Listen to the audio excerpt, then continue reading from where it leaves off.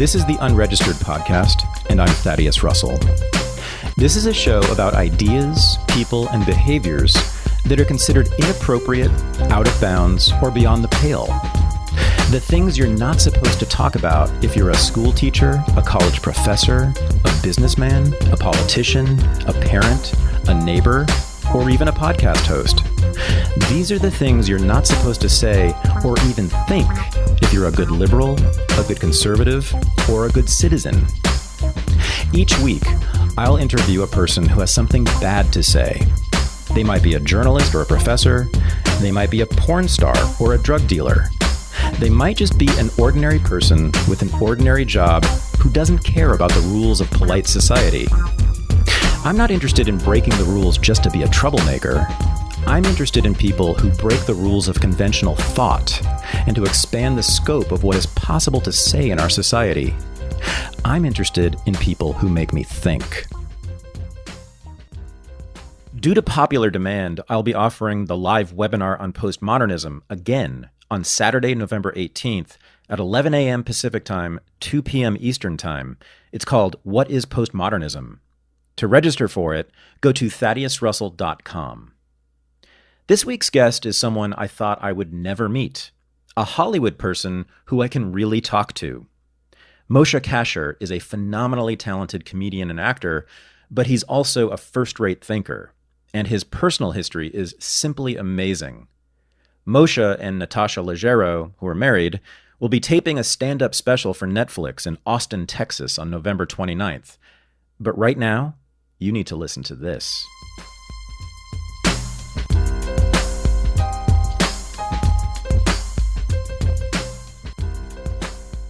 So about 4 or 5 years ago, I got an email from this guy named Moshe Kasher, who was a comedian, asking me to do a show with him at the UCB Theater, which is this legendary comedy theater in LA. And I sort of had heard of him a little bit, and I thought, why would I do a comedy show with a real comedian on a stage? Because I'm just a professor. I was teaching at Occidental at the time.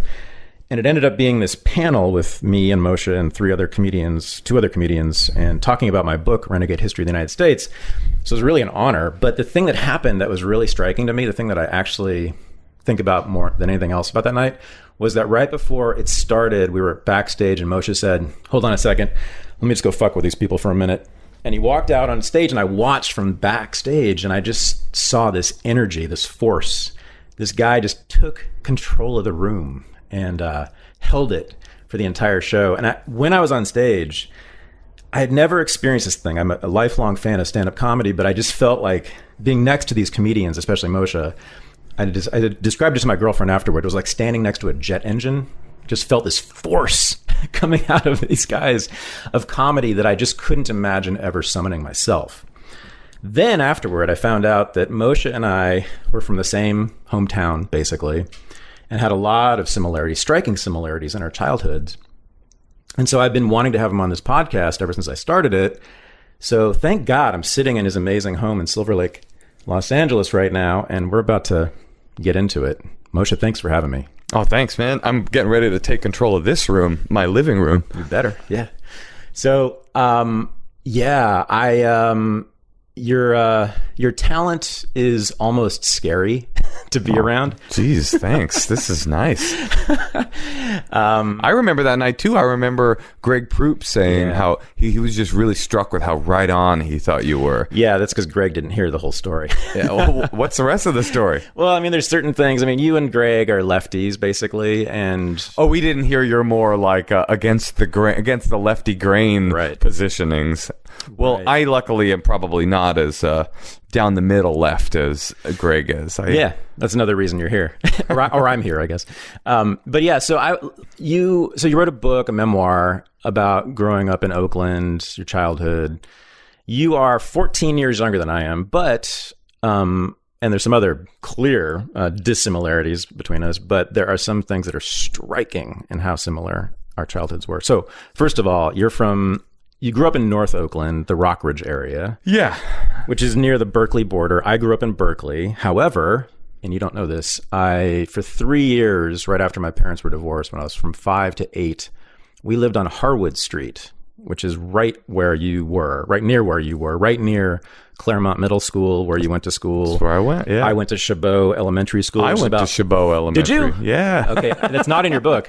You talk about... For the podcast listeners home, we're stroking each other off right now. Totally. Just so you can get a picture. Just wait for the money shot. Yeah, I went to Chabot Elementary School. Bad time in my life. But you went to Claremont, and those schools are about 4 blocks from each other. I also went to Peralta. That was a year-round school. Yep. Yeah. That's right. Chabot Elementary, I remember one night we stole a bunch of...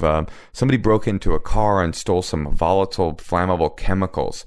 I don't know how they got their hands on this, but do you remember there used to be a multi-story, like 100-foot-long stone slide at Chabot Elementary? Do you remember this? Wow. I remember one of those at Cordonices Park in Berkeley. They had one there as well. And Okay. I have stories about Cordonices Park as well. So But we stole some volatile flammable chemicals and we poured it down this like super long stone slide. This is like, I guess, when you could still get away with having stone slides before we became so litigious that no one could have any fun any longer. And we poured these chemicals down the slide and lit it on fire, and a wall of flame that, I mean, I was 12, so maybe it wasn't 100 feet tall, but it felt 100 feet tall. But it was tall enough of a slide of flame that the police came like hours later. We were all on acid in the grassy field above Chabot at 12 years old. Yeah. Okay. Yeah. Right. Chemicals we were really into chemicals, both flammable and psychedelic. And the police came, and I remember they turned the spotlight on us. We were all laying in a circle in the grassy field, and they were like, we have a report of someone playing with a flamethrower here. And it was like the funniest, just the fact that the cops were it was such Keystone Cop bungling bullshit. I remember just a circle of us on acid laughing at full volume at the Oakland police officer. We were like, yeah, there was a guy with a flamethrower here, but he just left. So one of the differences between us is that you were a hardcore juvenile delinquent. That is true. I was not. I became an adult delinquent, but I was not a delinquent then. I wish I had been. But one of the things we do have in common is that at Peralta, in fact, Peralta was probably 80% black, something like that. It was certainly predominantly black. And I was the white nerdy kid with the weirdo atheist communist parents. And so I would walk into Peralta every day and start talking about how God didn't exist. Sure. And then proceed to get a beat down. Yeah. Which I think happened to you as well. Similar. Not around atheism, though. Right. No. Just around being Jewish. I would say Santa doesn't exist. Or now, God might exist, but the Santa Claus character and... and here's the thing, just being white. Sure. Yeah, I mean, look, in Oakland, I mean, I'm sure it's the same thing in the over the Berkeley border. It's like, as I say in the book, like there were different you had choices if you were white. In order to, like, the popular kids were black. Like, the Letterman jacket was replaced with a starter jacket, and it was like, if you were a black dude like that, you're already vibrating at a different social level than any white person could. But then within the white world, there were different kinds of white people. There were white people that acted black, but then there were like nuanced black acting white people. There were white people that were black. So this is a distinction I think few people know. Is like there were white people that were born into black neighborhoods and that were like really just basically ostensibly they were black people. So like Paul Wall in Houston. Yes, Paul Wall would be a great example of an actual black white guy. Then there's Rachel Dolezal, right, who is a white person that thinks she's black. Yeah, that's not what we're talking about. Paul Wall, if anyone is unaware of this genius of a person who I've been a fan of for a long time. So I saw Paul Wall's videos many years ago when he first became big, and I watched probably 3 or 4 videos of his before I realized that he is technically, according to American standards, a Caucasian. Wait, you watched him rapping and thought he was black? Oh, yeah. Well, that is some heavy magic that he has cast upon you. Sure. He's as white as you get. Well, there are black people with skin that color or close to that color. Paul Wall is unmistakably a white boy. When you have a full gold grill, and right. I mean, that's his thing, is that he started off making grills for all the rappers and then turned into a rapper himself. So Paul Wall's perfect example of a guy that's like from the ghetto, has so much black cred, the distinction is has no white friends. Then there's the next strata of white person that acts black, which is acts black but exclusively to his other black acting white friends. No, maybe one black friend, but truly his social circle is all white, but they all think they're black. Right. So that person code switches, you mean? They're bilingual, they go back and forth? I wouldn't call it code. I would say calling it code switching gives it a little bit too much respect. That is I would do that, by the way. That was me. I know. Growing up, that was me. I would be talking to my brother, and he went a different route with our set of circumstances, which were at times somewhat dire. We were very poor, and we were raised very, very poor. My parents were disabled, and I'm sure we're going to get into that.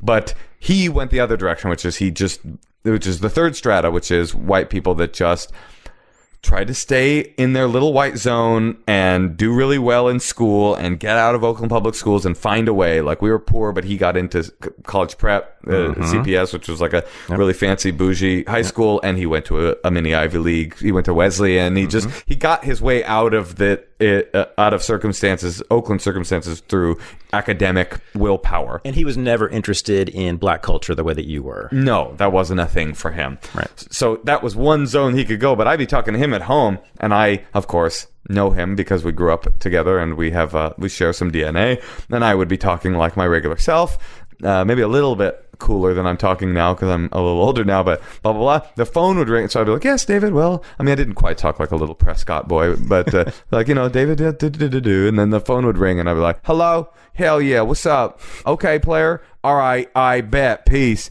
And he would be looking at me like, who the fuck are you? Who is this creature? And I'm like, I'm just keeping it real, dog. Kind of, halfway.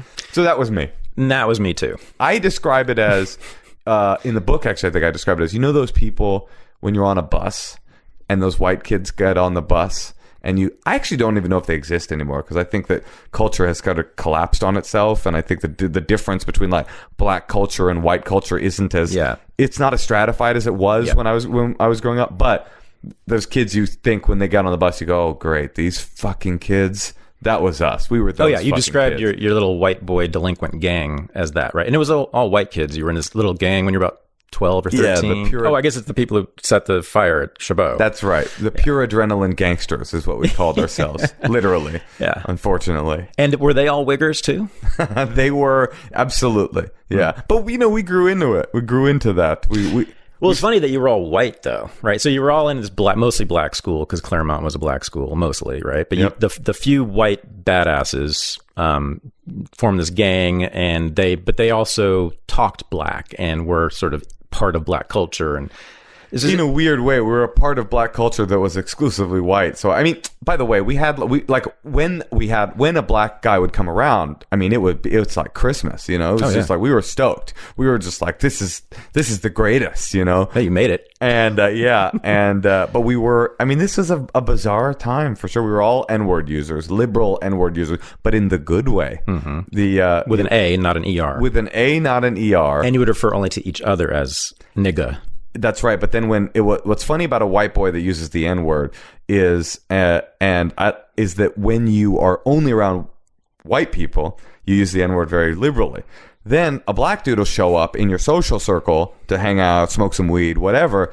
And you really gotta, like, first of all, everybody just organically stops using the word until you kind of like suss them out. You're like, are we in a world? Or if you go around a group of black dudes and then you're kind of like waiting for them to broach it, like for them to pierce the layer. If they call you the N-word, then you're like, is this, do I have a hood pass to kind of like do my thing right now? Or can I, no, okay, no, we'll just say buddy from now on. Yeah, a hood pass is worth, a brick of gold. That's right. When you're in our situation back then, right? That's right. Yeah, I mean, we wanted nothing more than to be approved of or welcomed in by black people. Yeah. I would say, and I think of it not so much. By the way, I think that the Bay Area is one of the most, in retrospect, one of the most racially stratified places that I've ever seen. Because like I just feel like, because the outward expectation was one of like progressivism and diversity, that it was almost like a diamond, condensing. It just felt so tense in Oakland public schools. I felt so put upon as a white boy in Oakland public schools in a way that I just don't feel like is as true. Maybe I've made too much hay about this, but in like New York and LA, there feels like a more organic kind of diversity in New York and LA, as opposed to the Bay Area, where it just felt like there was racial tension constantly. That's how I felt anyway. Oh, well, yeah. So this is the thing I want to unpack with you. So in the book, you talk as if, and I'm not criticizing at all because I shared this experience. Sure. The way you talk about your childhood in those neighborhoods and in those schools is the way that Black people who grew up in Birmingham, Alabama in the 1950s talk about their childhood and their schools and their. I feel that I was exactly as put upon as an African American youth in Birmingham in the 50s. No, Moshe, I think actually you were, and I think I was too. And this is something that is never talked about, and I think it's really important. So we were I'm a little bit earlier than you, but I was literally the first. The Berkeley Public School District was the first school district in the United States of America to impose busing.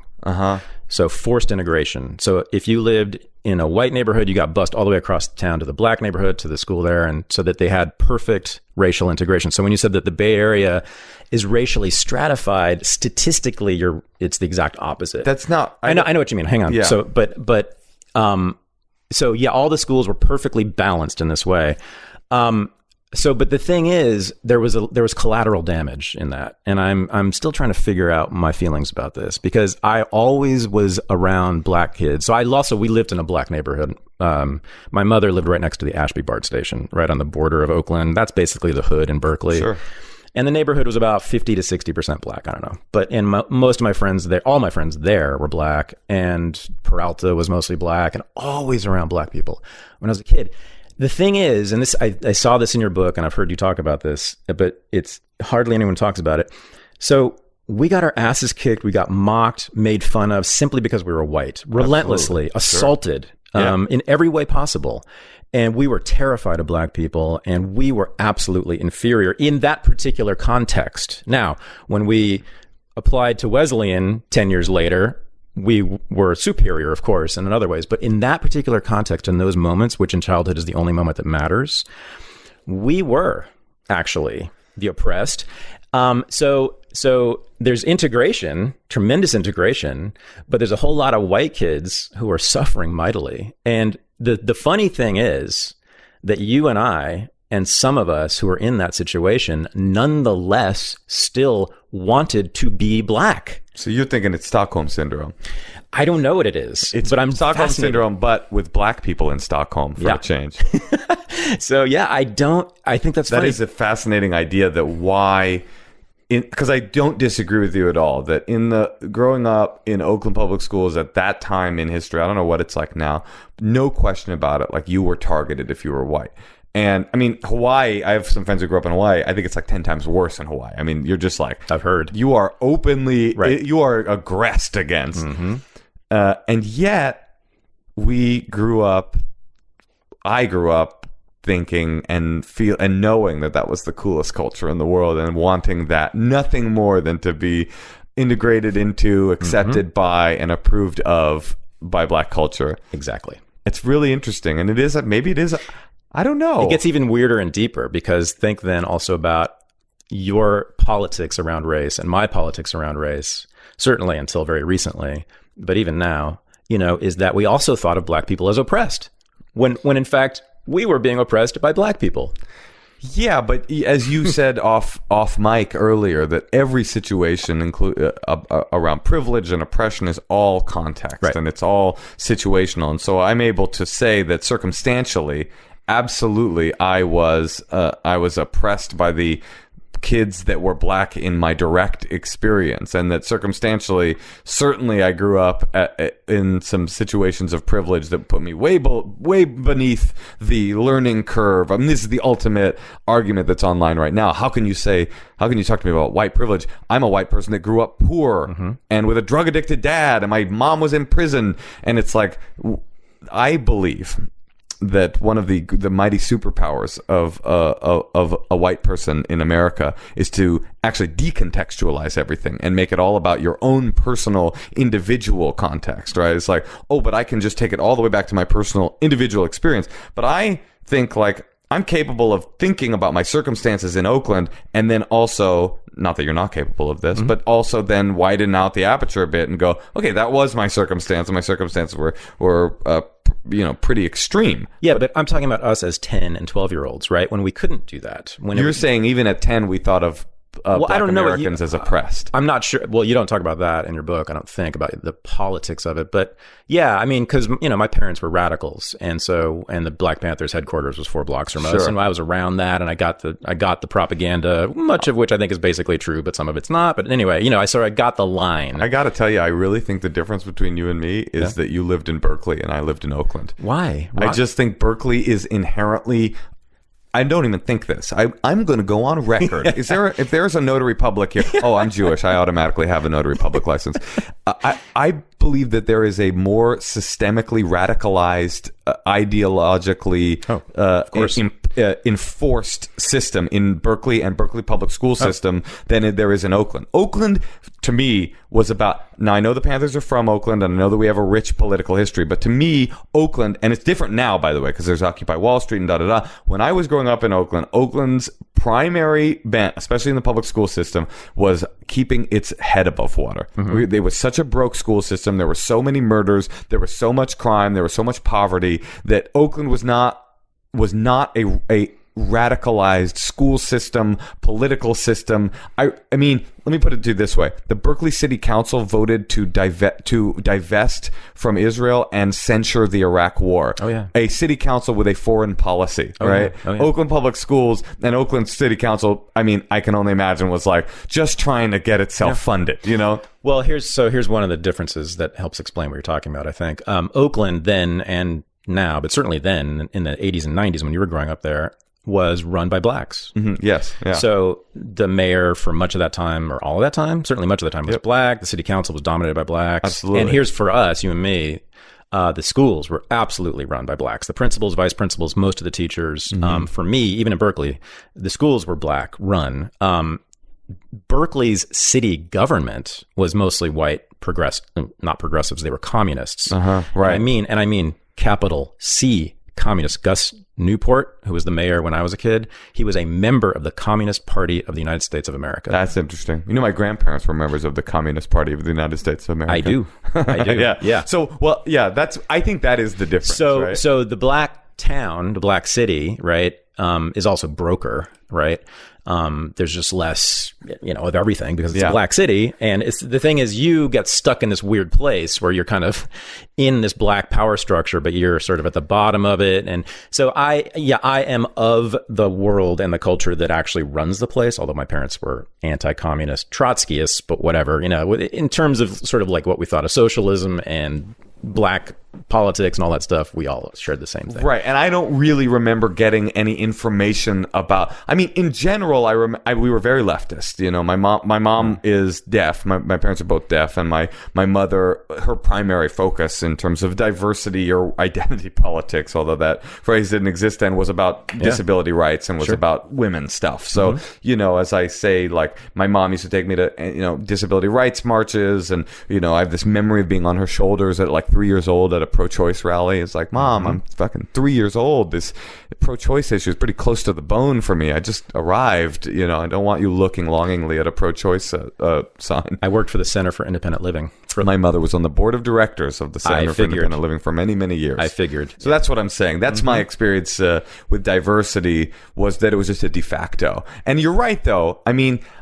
You're right. I have a memory.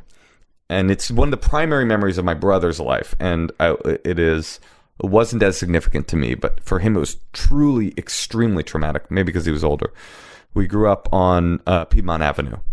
And Piedmont Avenue School was our elementary school. And it's an Oakland public school called Piedmont Avenue Elementary School. It's complicated because there's a city called Piedmont, which is blocks away, which is a even more fascinating example of a kind of a white flight without actually leaving. They created, it's a city that created white flight without moving to the suburbs. It's very, very wealthy, white, almost all white. Yeah, they made a suburb in the middle of Oakland. They made a suburb inside of an urban area. Right. It's very fascinating. Anyway, one of two. But you didn't live in Piedmont. You lived in Oakland on Piedmont Avenue, but it's one of the great banes of my existence. We go, oh, you're from Piedmont? I'm like, even now, I'm 38 years old. I have a wife. I live in LA for a long. I have no connection to that, and I'm still like, no, motherfucker, I'm from Oakland. It's Oakland. I'm not from Piedmont. I'm not from Piedmont. Yeah, that's another funny thing. This still pisses me off. Like I was always in the wrong class.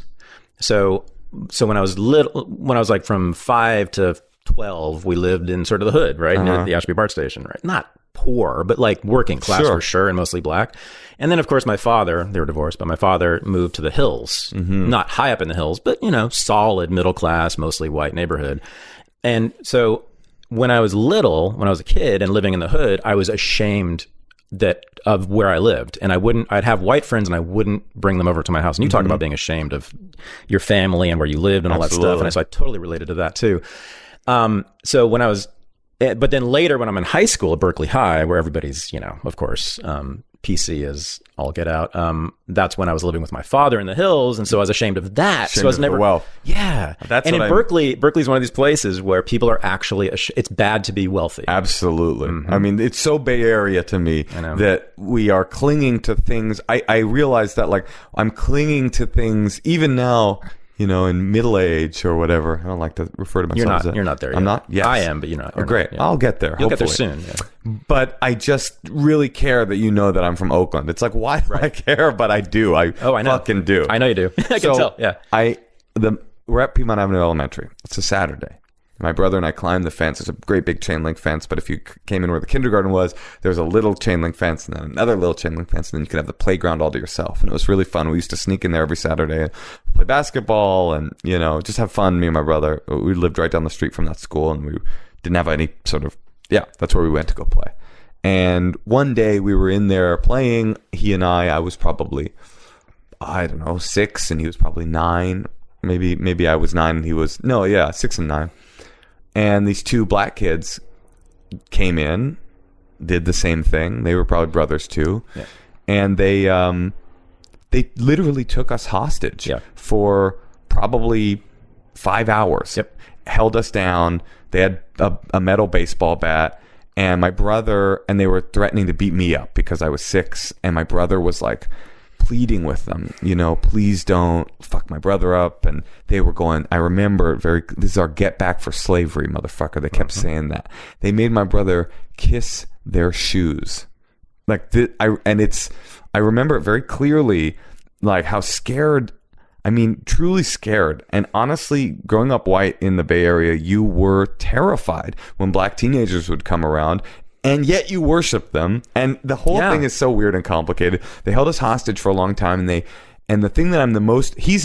my brother had a lot of shame about this for a long time because, he couldn't protect me. And he had to kiss literally, not an exaggeration, kiss their shoes for slavery. And I'm not sure how that retroactively... Jewish kids, yeah. Well, 2 Jewish kids, right? They want... It's 40 acres, a mule, and while you're at it, kiss my shoes. Why not? But the part that was the most embarrassing and sad to me was that they broke into... they convinced us, okay, we'll let you go, but bring us to your house. I don't know why, but we were so, terrified. We, walked them back to our house so my brother could show them his prize Gary Carter rookie card that his prized possession, and they fucking stole it. We let them in our house, and they fucking stole the Gary Carter rookie card. And it was this great moment of trauma.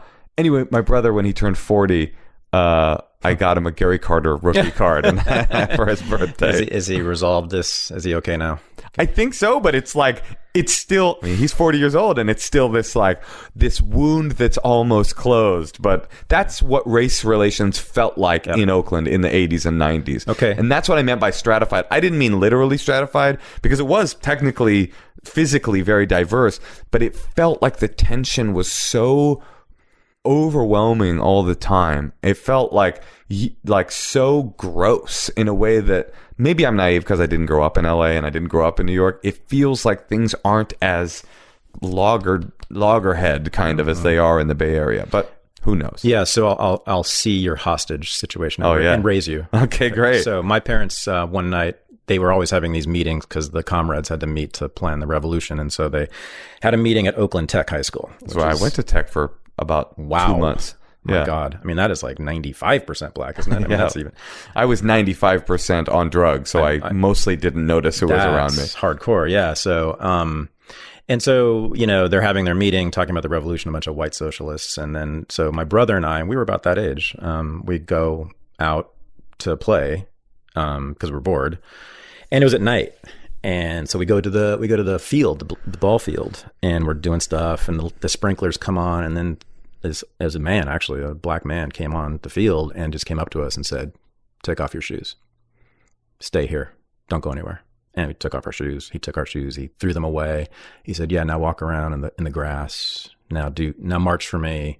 And there was stuff about because we're white, and it was definitely racial, political stuff going on. And we were held there and terrified for quite a while.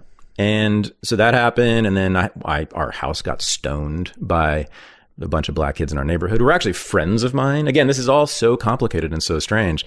And I was routinely tortured and made fun of in all sorts of ways by black kids. But I'm like simultaneously at the same time, and you do the same thing, studying black history, black culture. I'm reading Roots, every word under the covers with a flashlight at night. I read that so Berkeley, I can't totally stand it, man. 5th grade, man.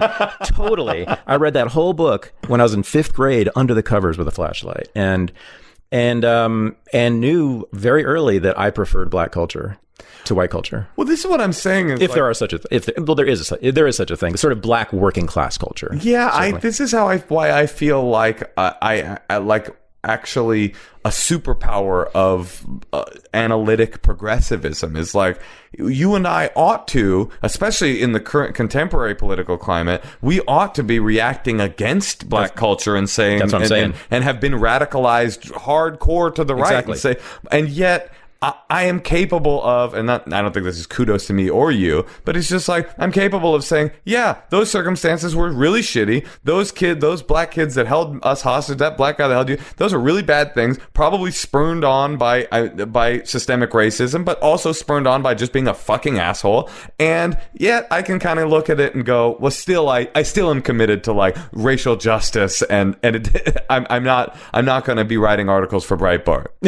Yeah, I mean, but in that particular context, they had all the power too, right? So not black privilege, but they were dominant in those moments for us. That's what I'm saying. Is like as opposed to like a Stephen Miller and the Breitbarts of the world, who I believe, and I'm not saying this is 100% true because I'm sure that there are exceptions to every single rule, but most people like that become truly radicalized are not people that were born in a truly diverse exposure to people of other cultures and had negative experiences to the point that they go, I have decided actually that these people are bad people. I'm going to become radicalized. It's really people that are observing, 95% of Islamophobic people are people that have zero. By the way, this statistic brought to you by fully pulled out of my asshole.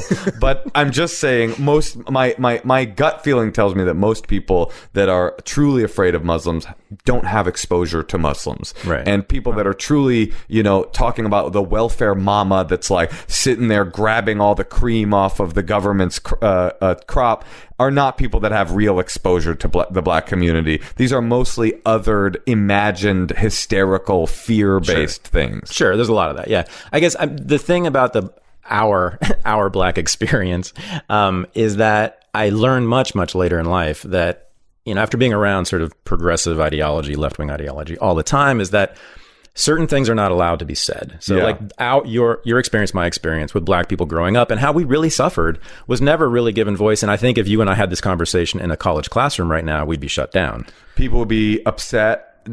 I wonder, how could we get shut down? These are just things that happened. Well, but that this... Look, I'm not making an argument that academia is like an open channel for say what you will, we'll accept anything. But I'm just saying these are just experiences that you could try to. By the way, this is the difference between you as an academic and me as a comedian. Nobody can shut me down. I could say this on stage at a comedy club if I found a way to make it funny, and nobody could they could tweet about it, but that doesn't matter. I still step on stage and talk about whatever I want. Well, so comedians are being shut down at college campuses, right? Tell me what you mean by that. Well, isn't this true that they're not allowed on college campuses anymore? Many of them have been tell me more. Disinvited. I mean, Chris Rock has said this, that you can't. Chris Rock has said that college crowds have become more uptight. Yeah, I mean, I've heard of many comics saying that their tours, college campus tours, have either been canceled or they've been disinvited, or it's harder to get the gigs, right? I don't think that's true. Okay. I don't think it's true that college crowds have become more uptight. That is probably true. This is what's interesting to me is like, okay, so now I will now pivot into my less left-leaning political opinions. Is like, okay, so Seinfeld and Chris Rock come out and say like, oh, these college kids are, you know, getting uptight. And by the way, I don't know why Seinfeld is worried about uptight crowds. It's not like he's out there like, I'm eating pussy like a motherfucker, right? You know. I grew up around black people. I'm getting held hostage, eating pussy, held hostage. Racism isn't real. White privilege isn't real. That's not Seinfeld. He's not a guy that needs to worry about. I don't think so. But, you know, Chris Rock could be edgy, I guess. I mean, definitely. Definitely. And these guys they're the best. But, okay, they say that these college crowds are getting more touchy. To some degree, there's no doubt about the fact that college-aged kids in liberal arts colleges, in fancy liberal arts colleges, are getting uptight, identity politicked to death to the point that nobody wants to joke about anything, and people tweet this Larry David most recent Larry David thing. Did you watch his I heard about it. It's the most, I mean, look, it's about I was going to say it's the most milquetoast joke ever. It is about trying to fuck women at a concentration camp, so it's not the most milquetoast joke, right? I mean, people in concentration camp, all they wanted was a little bit of milk and some toast, but it's so not a big deal to me, right? Me looking at the joke, I'm a Jew, I'm a stand-up comedian, I'm looking at the joke. I'm like, this is not even that edgy of it's edgy because it's about a concentration camp. It is an edgy joke, but it's like, when you really think about it, the joke is, Larry David says, I'm such a pervert, basically. I've always wondered if I was in the 1940s and Hitler was in power and I got sent to a concentration camp, would I still have been checking out the women, you know? And he goes, the problem is there's no good opening lines at a concentration camp. Like, so... how they treating you? That was his joke, right? Lenny Bruce had almost the same joke, not quite, but he has a bit about like men and sexual drive. He's like, yeah, even if you get hit by a car, the guy gets hit by a car, he's in the ambulance, he'll make it past the nurse. Sure. Right. It's just no matter what the circumstances are, but who cares? I think I had that concentration camp, punch it up a little bit. Yeah. Get that spice going. But anyway, people are now like, oh, he stepped over the line. It's just like, people are just looking for the line and then drawing it behind what you just said. I mean, people definitely, outrage culture is fully real and fully in effect on college campuses. Well, okay, yeah. So what I was referring to was that, like, you know, I went straight into academia and I stayed there for 25 years, and it just that I left academia in particular. Yeah. And I became increasingly clear to me that there was a lot that was disallowed. There was a lot of silence about stuff that should be talked about, 100%. like my experience, your experience, and then there was just straight up dishonesty about things. Yes, and that's really been sort of my story. And I don't doubt that, and I don't doubt. I mean, not that I don't doubt that. I know that is true. I know that. I mean, I think what you're talking about, people being disinvited to college campuses, I think we're really talking about one comedian, and that's a recent example. Really? That is actually Owen Benjamin, who got maybe the same I was talking. disinvited to a college campus after getting into a fight with a parent of a trans kid, and it's a whole complicated balagan. But yes, college crowds have gotten maybe a little bit more uptight. That's totally possible. Well, do you tour colleges? I do colleges, and I have never experienced any. The only pushback I have ever gotten on a college campus was from a mother at University of Miami who wrote me and the dean of students. This is actually a pretty funny story. I was opening for Aziz Ansari on the road for his full nationwide tour, right? We're doing a bus tour from like Denver, Colorado, all the way to New York City. So it's, we did a bunch of dates. And we get to University of Miami, and Aziz is doing his thing. I go up, I do my thing. I got the joke. It is certainly an edgy joke.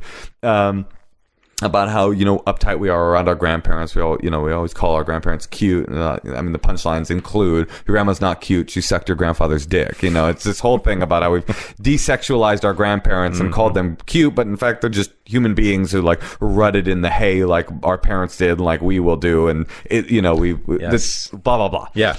I get this like angry letter from this mom, super mad about like, I came to parents' weekend and suck your grandfather's dick and and she's writing the funny part of this to me is that the guy, whoever the girl who books comedians, does not know who I am because I'm opening for Aziz, the comedian that they booked, who he's just bringing me on this nationwide tour. They don't even know I'm there, basically. They're just like, who is, like, they're looking through their records like, we have no record of this guy who just comes in and is like, your grandma sucked your grandfather's dick, and then gets off stage. It's just so funny to me. By the way, I remember the gig.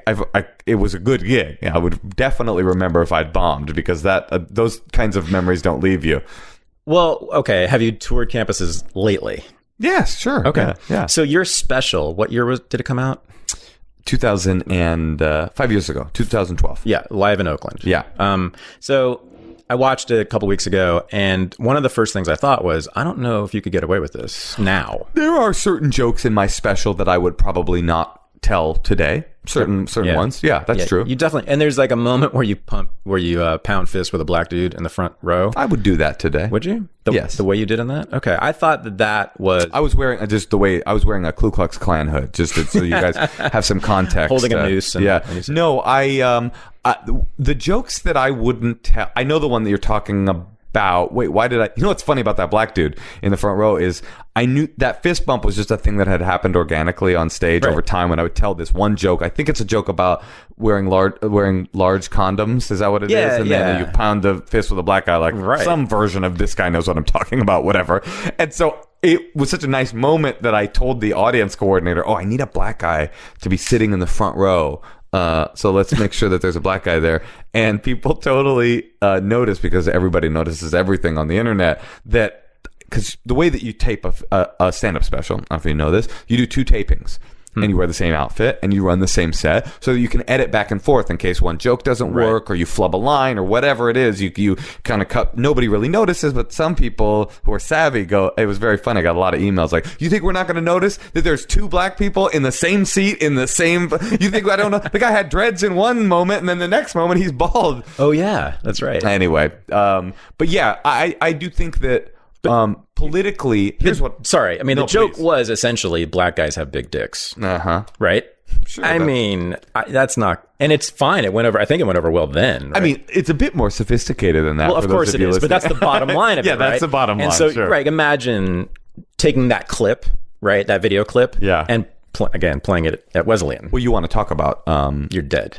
Right. Well, if you want to talk about outrage, there was a blog. This is one of the proto outrage culture blogs called "Your Fave is Problematic." It's an early outrage culture blog, Tumblr blog, and before it became. This was not an ironic title. No. Your fave is problematic. No, they meant that. They meant it very, very sincerely, and they would basically go through and like call out the problematic behavior of celebrities, right? And they wrote a post on that special on Live in Oakland that was, I'm talking 4 pages long. I mean thing after thing after thing. And then we would like move on to like, then the next post would be about like Louis C.K.'s special, and it would be like, this joke bothered me, and then moving on. And then I was like looking at Louis' special and watching it. It was like, this stuff is so much further down the edge road than me. Oh my God, yeah. I was wondering, like, reading that bothered me because every time the left comes after me, it bothers me because more than when the right comes after me. Me too. I want them to like me, or they it's family. But that's why they went after me. And I now realize, in retrospect, the reason that they broke down thing by thing every problematic thing that I said and attacked me more robustly than Louis is because I resemble them. Yep. And then it hurts more when I don't actually, bow in front of the like outraged gods that they've erected. Yep. And I still don't bow in front of those gods, but I do think that's what it is. Is like the reason that they went so hard on that special is that blog post. It had no effect on my actual life. Is that they are like, here's a dude from Oakland espousing progressive principles, but not espousing progressive policed language, which is what's more important. What effect that has on us. That's part of it too, right. yeah. But it's even shallower than that. I think it's just like, you're like us. Why not talk like us? Yeah, you're the bad son. And by the way, what's important, principles or language? I mean, making sure that you say it right, or making sure that you have what you mean. What you mean, Yeah, exactly. Yeah. So one of the things I also saw in your history that I certainly see in mine is like what anthropologists call liminality. Oh, sure. I have no idea what that means, but sure. You went to a good college. Come on. It's being between. Always, it's a figure or a process, or it could be a person between 2 cultures or 2 rites of passage. You're always between. You're never of something fully. You're always going between the 2 things. You're kind of have one foot in one thing and another foot in the other all the time. And so you're white and black. Right. You're also Jewish, but your mother's secular. And secular, yeah. Right. And oh, by the way, we haven't mentioned this. There are no Jews in East Bay, basically. Right. Yeah. I mean, meaning there are a billion Jews, but they're all secular. There's no Jewish culture, really. So, I mean, my whole world was secular Jews from New York. Yeah. But you wouldn't, but they never talked about Jewishness at all. When I moved to New York later, everybody talked about being Jewish. Like it's like, hello, my name is so-and-so, I'm Jewish. But anyway, so you're from that very secular but Jewishness, but your father is living in Brooklyn, and he's not just Jewish. He is, in fact, a religious Hasidic Jew through a strange set of increasingly religious circumstances. He fell into increasing levels of religiosity. And just to make it all weirder, he's also deaf. He's deaf. And by the way, to make it weirder still, I'm deaf and not deaf. Right. Which is the ultimate identity of a person with deaf parents to a degree that is, I think you'd be interested in this, kind of interesting. I don't actually have this, but there are a lot of people who have deaf parents who don't consider themselves technically hearing, even though their ears work 100%, right? They consider themselves, because deafness is a disability that as a result of necessitating a language invention, it has become a culture, right? Sure. So I don't know of any other disability that is a culture. So they're trans deaf. It's like if you were born, they're trans deaf, except that they were born to deaf. It's almost like you're black. Your parents are black, but you were born white. And you're like, wait, literally, you came out of the vagina, the holy vagina of a black woman, Our dream, by the way. Straight up, yes, the Berkeley dream, with a copy of Roots falling out directly afterwards. Your sibling, your womb sibling, and yet you're the enemy, and you're of the ally. You're a super ally because you're actually a part of it's family. Right. You're not hearing, but you are. So this is literally true, and I know you want to get back to the Judaism, but I think you'll love this. I've never really gotten involved in that culture, but there's a whole culture of it. They're called CODAs, Children of Deaf Adults. Wow. And they have annual conferences and campouts, and a lot of CODAs have a real difficult time integrating into hearing society. They have a real difficult time identifying. They're more what do you call it? Limness? Liminal than I am, because they truly feel pulled apart. They don't feel a part of anything. Their linguistic skills sometimes are I would say diminished slightly because they weren't modeled, in English that was robust, but they're also, they're not they're native ASL speakers, but what good does it do them? And they never feel fully at ease with themselves in either culture, and to the degree that the one and only CODA thing I've done is I was a sign language interpreter for many, many years, and there was an annual a continuing educational conference, the Registry of Interpreters for the Deaf, and there was the meeting, a CODA interpreters meeting, and this is one of the least comfortable situations I have ever experienced. Although to all of my CODA brothers and sisters, no judgment, I love you, but they stood on stage and they got up on the table. These CODAs, when they would talk in a deaf voice, straight up, and it's a thing that they do, where they will code switch on a degree that's hardcore code switching. They're code switching to a speech impediment. Yeah, that's next level shit. It's like hardcore. It would literally be like, brothers, sisters, everybody gather around. It's time for the CODA thing. And I'm like sitting there like, oh my God. I'm like, this is like deep cringe. So that's as between as you can get right there. This is recent? This is contemporary, and it was my time going there recent. This is probably 10 years ago. I haven't. Okay. I mean, so it's completely consistent with all other identity politics, though, right? I mean, there is a particular language and particular way of talking among deaf people, and it's a culture. It's its own culture. Absolutely. But I wouldn't call it identity politics when it comes to CODAs, because like I said, the weird part about CODAs, it actually, in a weird way, is the progressive, like, identity politic woke person's dream, which is that, no, you're actually, it's like being a straight white man, but you actually are a part of the black, gay, trans community. Like, you really are. Oh. You aren't just like an ally on the outside. You're like you're in the family, and yet you're. I mean, it's like the dream that will never come true for most woke people. I mean, but right. So I assume they sign to each other, right? Yeah, Wow. yeah. That I can do. That I'm comfortable. I'll sign to.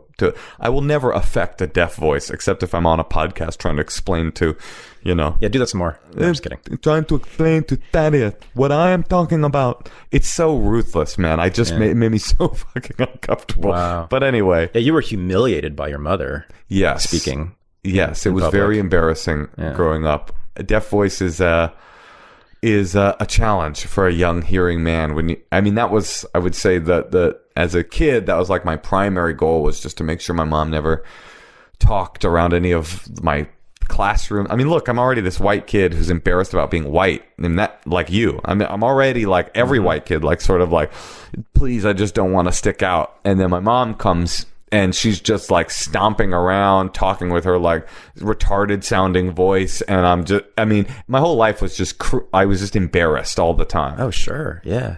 But she's also into therapy big time, as was my mother. My mother became a therapist. She was so into it. She went from Marx to Freud. And so therapy filled the house. Like, that was what we talked about all the time. And there's a therapeutic sort of way of being. And I saw that in your childhood too, right? You got put into a therapist office when you were little, right? Yeah. Well, I started therapy when I was, as my dad got more and more religious and got closer and closer to the Godhead. My mother's Godhead was, psychology, straight up. And my grandmother was a Jungian. She was a committed. She would say out loud, "I am a Jungian." Oh, okay, yeah, we didn't deal with those people. Okay, we were the psychoanalytic family, psychoanalytic family. And she got out of an abusive marriage through therapy, and then my mother did the same thing. And then she threw me into therapy when I was 4 years old. Yeah. And I started going to therapy when I was 4 years old. And I was in therapy pretty consistently from the time I was 4 until I was 16. And by the time I was 16, I was in therapy literally 8 times a week. Jesus. That's more times than there are days. And you wonder how that's possible. I remember I had like rehab, after outpatient rehab 5 days a week. Drug rehab, which was just a therapeutic Yep. thing. And then I had group therapy 1 day a week, individual therapy 1 day a week, and family therapy 1 day a week during the day. And so I was foie gras therapy as a young duck. Christ. Yeah, I was taken to a shrink when I was about 6, but they didn't stick with that. I didn't do therapy again until I was like 19. But yeah, when I was reading your memoir about this, so she puts you in therapy, and the way you tell it is that you were just a wild, out of control, angry child. And so you're sort of, in your own telling of it, almost justifying her putting me in Yes, and you're kind of explaining why she did this. So then what happens in your own telling, tell me if I'm wrong about this, but like that you then become a delinquent. You start to do shit like set things on fire and steal stuff and skip school and join this wigger gang and all that. But you're really like straight up delinquent. You're doing terribly in school and you have all these, and you start doing drugs. It's almost as if the therapy became a self-fulfilling prophecy. That's the great question one of the questions of the book is like, was I being sent to therapy at that young of an age because my mother saw within me the glimmer of delinquency and problematics that was latent and obviously existent? Or did she turn me into this wild kid by just being in therapy and having somebody tell me that I was a problem from the time I was 4 years old? Yeah, you became convinced early on that you did have a problem, that you... Right. I definitely felt like the identified patient. And in fact, I could have said to you the words, "I feel like the identified patient." That's how savvy a therapeutic user I was. So I did terribly in school, and I was actually tracked into remedial English in high school. I'm now the author of 3 books. Sure. Right. And so you were tracked not just into remedial English, you were tracked into special education. Yeah, so right, and in a weird way, that is a kind of a rotten example of white privilege, right? It's like white privilege where the privilege path doesn't actually net you anything, right? So it's like, I really believe that with the behavior that I had at that time, and maybe I'm just saying it's white, I don't actually know for sure, but basically, because it also had to do with my mother's worship of therapy. I mean, she fucking worshiped therapy like a religion. Mine too. And it would be, I would be in an argument with my mom, and it would be like, the sky is blue. And I would say, and she would say, no way, the sky's green. And I'd say, no, it's blue. And she'd be like, no, it's green. I'd be like, it's blue. And she'd be like, okay, let's ask the therapist. And then the therapist would be like, the sky's blue, of course. And then my mom would go, oh, okay, cool, it's blue. So it felt like I couldn't tell my mom anything, but the therapist, anything they said would become the ultimate truth. So my mom's worship of therapy led me to, when I started having real behavioral problems, not just like getting sent there, to getting, you could get tracked. This is the white privilege part. Yep. It's like the behavior problems I had, most kids, especially black kids, would have been school to prison pipelines. Yep. They would have been diverted into the criminal justice system because I was wild at a certain point, like truly out of control, criminal, violent teen. So they could have sent me to juvenile hall, then to CYA, California Youth Authority, then to prison, then to then to adolescent prison, then to real prison. What I got tracked into, maybe thankfully, maybe not, was I got sent to, rather than getting sent to detention, which is the beginning, I got sent to special ed classes, which was the beginning for me.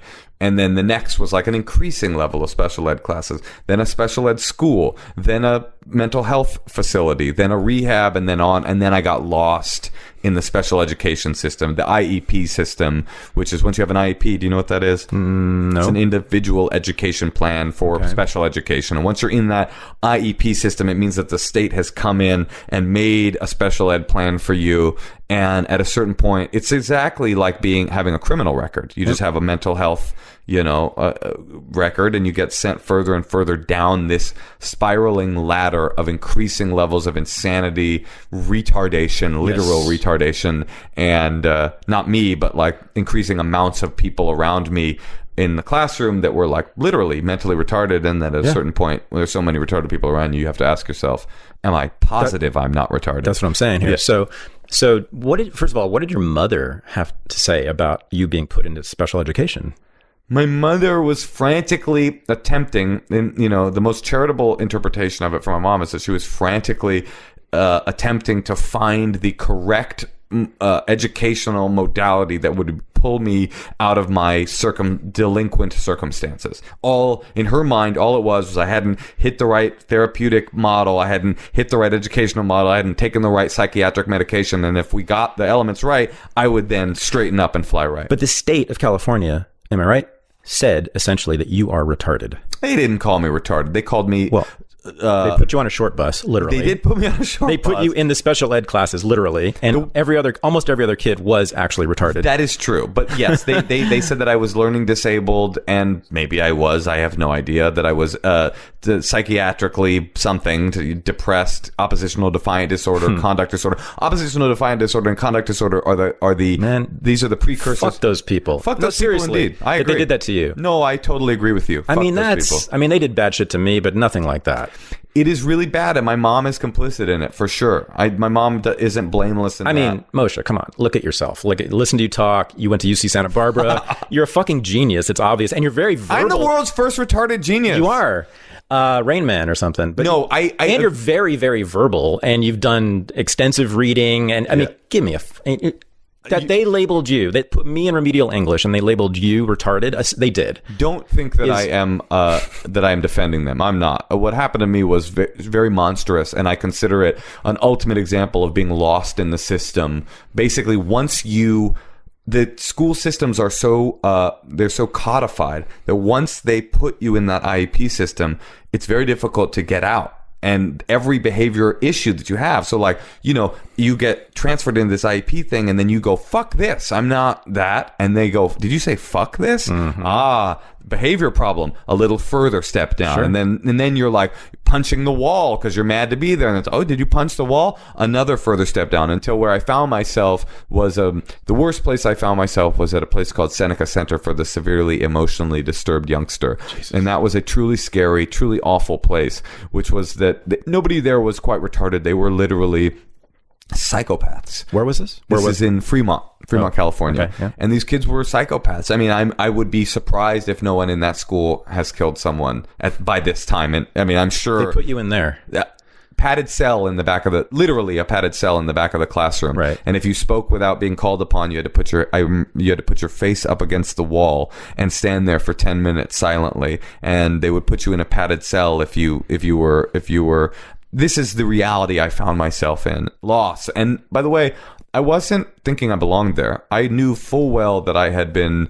It was like being, in an insane asylum because you're a foreigner. Like you go to like Spain and they think like, oh, this guy's a feral guy because he doesn't speak Spanish. Like, no, I promise, I'm smart, I'm capable, I'm not this. But there I was, nonetheless. So no, I don't think it was cool what happened to me. It was fucked up. A little less than cool. One Flew Over the Cuckoo's Nest. Yes, that's exactly. How did you feel when you saw that movie or read the book? I never really ported that experience over to me. But, the difference between One Flew Over the Cuckoo's Nest and me is that Jack Nicholson's character, or whatever the character's name is in the book, he decided to do it. He thought he was gaming the system. I was literally like trapped and didn't want to be there and embarrassed and humiliated. And by the way, I was still being this like cool, like wigger boy back at home. So like I literally would have the short, but literally drop me off a block and a half away from my house so that nobody would see me walking back. And then I would walk back all cool and shit, like with my little pimp swagger, hoping that, those were rough times. Yeah. So you're black, you're white, you're Jewish, you're not Jewish. You're deaf. You're deaf, not deaf. You're crazy, you're not crazy. You're a psychopath, you're not a psychopath. Right? Man, liminality. Yeah. Through and through. I was never, that is very true. I mean, that is really who I was. It was always about living between worlds and belonging in neither. Let me add another one, smart and not smart. Yeah. Right? For sure. And that one was probably the one I believed the most. It's more than that. It's very smart and very not smart. Yeah. You're retarded and operating at an extremely high level because you're an intellectual, and your brother's an intellectual. Your parents were intellectuals, essentially, right? Yeah. I mean, people of the mind, of ideas. Yeah. But you're also retarded. It is a life that I wouldn't wish on anybody else, but I definitely is also a life I would never have. I'm very glad I had. I mean, so for me, I had a lot of that stuff, and not quite to the degree you did. But so one of the effects of it for me, and I'm still getting over it, is always feeling homeless in a way, like fundamentally. Even if I have an actual house, and even I've had like my own family in that house, I always felt kind of homeless. So like I'd be walking around New York when I had a wife and a kid at home. If it was like a rainy, depressing day, the feeling I would have of sadness was that I was literally a homeless person in that moment. Like it would come right to me. Wow. It was like the default feeling. And I don't know, but I think it's because I was always between two worlds too.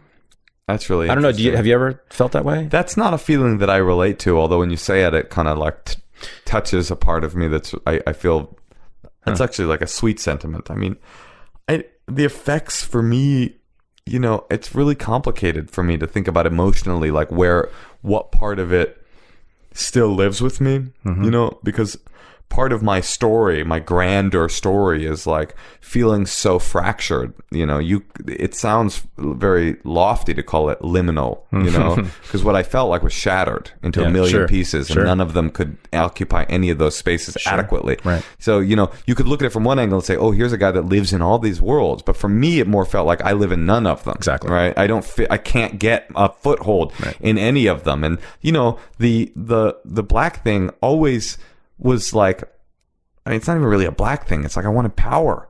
That's what blackness meant to me. Yeah, that's isn't that funny? Right? Right, exactly. You become socially powerful if you're black, right? Exactly. See, this is the thing. It's all about context. Yeah, exactly. I wanted to be tough, and I wanted to be big and bold and popular and cool, and and what I meant by blackness wasn't even really blackness. I mean, I didn't mean blackness. I meant like, gangster. Like that's what I meant. That's not what it means to be black. Black people aren't gangsters. No, it's a form of blackness. Right? Sure, it's within the urban hip hop, cultural milieu, but really what I meant was like I wanted to be Scarface. I remember I had this poster of Scarface on my wall because like, now there's a powerful guy. Now that's the guy. All he has in the world is his word and his balls, and he'll shoot anyone. But like he dies in a pile of cocaine. Like it doesn't end well for Scarface. Not the rapper Scarface. You mean I wish. The movie character, right? And Too Short was your guy. Too Short he was Oakland. He was the king of Oakland rap then. Yeah, absolutely. And here's a guy who's just saying, I've never loved a woman. I'll never love a woman. I mean, mean, can you get more transparent?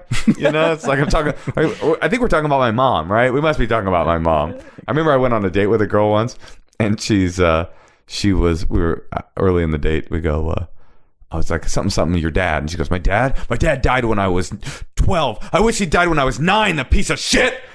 And I was like, okay. And then a little later that evening when we were making passionate love, she was talking to me like this. Literally. She was like, in the Muppet Baby voice. She was going, oh, daddy. Oh, I was like, could you hide your psychological issues like one layer further under the sedimental rock? I actually had the first time I've ever had to say, actually, that's not working for me. You're gonna have to talk dirty to me in a different way because I'm not enjoying this right now. At any rate, my point is, and I hope that the listeners really love that little act out I just did. It reminded me of something. Yes, go ahead, keep going. Please. Yeah. No, my point is, what I was shattered, and then I went into recovery. I'm not even in recovery anymore. I mean, technically, I'm still sober, and I've been sober since I was 16. But like, since you were 16, yeah, 15 actually, just about to turn 16. Yeah, I also wonder about that. But keep going. I wonder. I only wonder about that. In AA meetings that I've been to, there have been people like that, who were like in their 30s, and they said the same thing. I've been sober since I was 16. I was like, wait a minute. How can you be an alcoholic I'm happy. if you haven't had a drink since you were 16? Yeah, now you're touching on my primary existential crisis of these days, but I'm happy to talk about that too. But regardless of the truth of whether I belonged in AA at that time or not, the truth is, all those shattered pieces, what AA does really well is that it takes your shattered pile of shards and it recreates this new fortified version of a person. And so now who I am today, and I haven't been to a meeting in probably 7 years. It's just not who I am anymore. But I have this like real experience of taking all of these like sort of shattered experiences and kind of like recreating myself, whether it was an illusion or not. But like I recreated myself into this much more confident, much more me type of person. And I really feel like I buried a lot of that like deepest trauma, that engine that drives you, that trauma engine that drives you, like your homelessness, but maybe you're more integrated. So you go, I know that I feel homeless. I sometimes feel like I don't even know what parts of the trauma of my childhood are still left animating me because I just feel so animated that I'm not paying attention to the parts of the engine.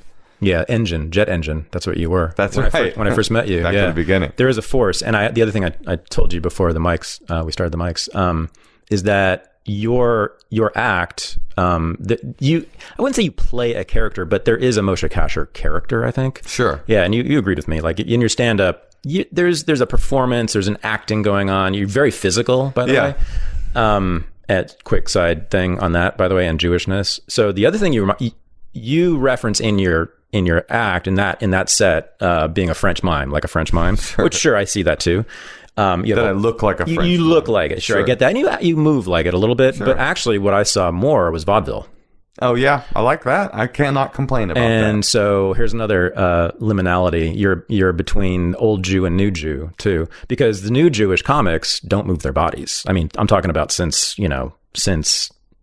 the 1940s, right? They just stand still and tell amazing. They're phenomenal comics, but right, I can't think of another Jewish comic who moves their bodies. That's interesting. I thought you were going to say, but I like what you're saying. I thought you were going to say that also.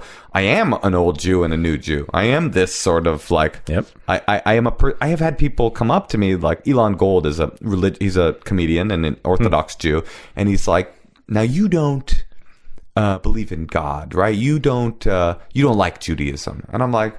I never said any of that. I don't know if I do believe in God, but I'm not an irreligious or I'm not an anti-religious person at all. I have no animosity toward, some people, they pop out of religiosity and they think never again, fuck these people. I don't have that feeling. I think that I have a sentiment that is so irreverent, and I love making fun of Judaism. It's one of my favorite things to do, to literally melt the golden calf that is Judaism, or that isn't. Pretty much every anti-Semitic joke I've ever heard has come from a Jew. Oh, absolutely. Back to Larry David. But at the same time, like when I'm around Hasidic Jews, less and less as the poison of Hasidic society becomes more and more apparent to the world. There's a lot of really really, really nasty parts of Hasidic society that really bother me. Oh, God, yeah. But mostly, when I'm around Hasidic Jews, culturally, I feel like, oh, these are my homies. These are my people. They don't know that about me, and they certainly would not acknowledge it back. But my dad grew up. I grew up in a community of Satmar Hasidim. My dad remarried a woman that was a Satmar Hasid. Satmar, by the way, are some of the. This is an interesting story. My brother. Yes. Go ahead. No. So more liminality. So you're also going between Oakland and Brooklyn. Yeah. Like in the summers, you were in 6 Brooklyn. weeks a year, I would go to Brooklyn, and I would literally pretend to be a Hasidic Jew, not even really knowing the Hebrew alphabet. So everybody in the neighborhood spoke Yiddish as a first language. I don't even know the ABCs in Hebrew. They're speaking to me in Yiddish. I'm just like answering back like ha ha ha ha ha ha ha, like hoping. This place. It wasn't just this Hasidic community. It was also in this very particular part of Brooklyn. Everybody should Google this. Seagate. It's next to Coney Island. It's just this little point of land. Here's how I describe it. It's a private community, so you're really a world apart. Again, I describe it in my act as like bizarre. if you take the F train to the last possible stop, you get off, you walk past Coney Island, past the projects, past the people of color, through a gate, through a time portal to pre-Nazi Europe. You'll then arrive in Seagate. Old Jew. Old Jews. New Jew comes in. One of the most amazing scenes in your book is when your father, I think it's the first time you go there, takes you to the barber and he carves payas out of your haircut. They were trying. Jesus Christ. I mean, that's like the worst thing I could imagine doing to a child. I mean, it was so, I didn't know, like I said, like, yeah, it was bad, but he didn't know, and I don't know why I'm trying to absolve him, but like he didn't know, I didn't know. We all were like trying our best to like make it wasn't malicious. It was just definitely bad. I mean, it's such a bizarre world. I have cousins. This is true. I have cousins who are third generation American or second generation American. Their parents are Americans. They have Eastern European accents today. Their parents don't. Yeah. So the immigrant grandparents come. They have Eastern European accents from Eastern Europe, and they tell the kid, because at the time Jews are in a much more precarious situation, like be like American, assimilated. So the American parent is raised and then becomes, oh wait, I belong here. I have power. So then they teach their kid Yiddish as a first language. So literally, my one uncle talks like an American. My cousin Leibish talks like straight up a dude from The Fiddler on the Roof. Now that person, the uncle who talks like an American, was a fugitive from the law who ran to Brazil because he set his warehouse on fire for insurance money, as they call it, Jewish lightning. And never heard that. You never heard another anti-Semitic joke from a Jew. Okay. I didn't make that one up, but in the so this is the reality that I grew up in. It's like the moral arbiters are amoral. And you know what I'm saying? Yeah. The people that are looking down on us, going, look at these like non-religious, irreligious, kind of like almost near goys, are criminals, and we're the weird ones here. Well, I mean, it's just true that they don't care about the rules outside their community. It is true that I want to walk delicately. Yeah, it is true that many Hasidic communities not all communities are more concerned with religious law than they are with civic law. Though every religious, that is a bastardization. In the same way that it is true that some Muslims have interpreted the Quran to say it's okay to do terrorism. Yep. Some amoral versions of Hasidic Judaism have interpreted breaking laws as like, who cares, because the only law that matters is the biblical law. But the reality is that every single sect of Hasidic Judaism says that it is a moral imperative to follow the law of the land in which you live. Whether people follow that moral imperative, that's a different story. And how deeply they feel it, right? How deeply invested are they as Americans? Well, also, Hasidic Judaism is very complicated because... I mean, that was the core of the Nazi anti-Semitic ideology. That was the core claim, which wasn't, I'm saying, entirely false, right? It's like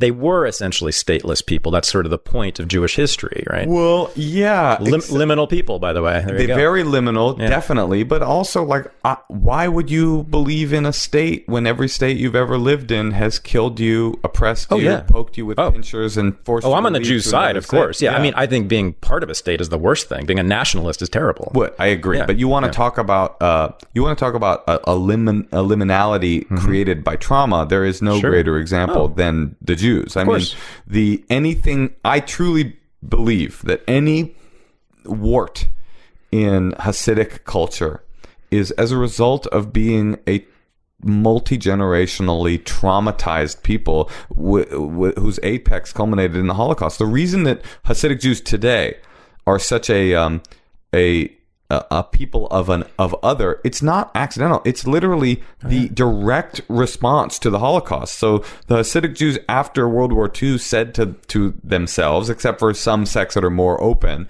like the Chabad Lubavitch people, they're much more involved in regular society. But the ones that are more closed off, they said to themselves, look, we just came from the Holocaust. It's obvious to me, to us, and everyone else that the world is an unholy, evil, terrible place that only wants to kill Jews. Is that paranoid? Well, look back. In Poland, they're all dead. Sure. So rather than try to be of the world, let's create a wall around our world and try to preserve the last shards of holiness in the world. Has that become sort of bastardized over the years? You'd be hard pressed to argue no. But I understand why they're like that. I have tremendous respect, actually, for the ultra-Orthodox. And when I see these communities that seem to be very coherent, whole, they take care of each other, you're not going to have to worry about making a living, having housing. You know, it's, as far as I know, it's very successful. I mean, internally.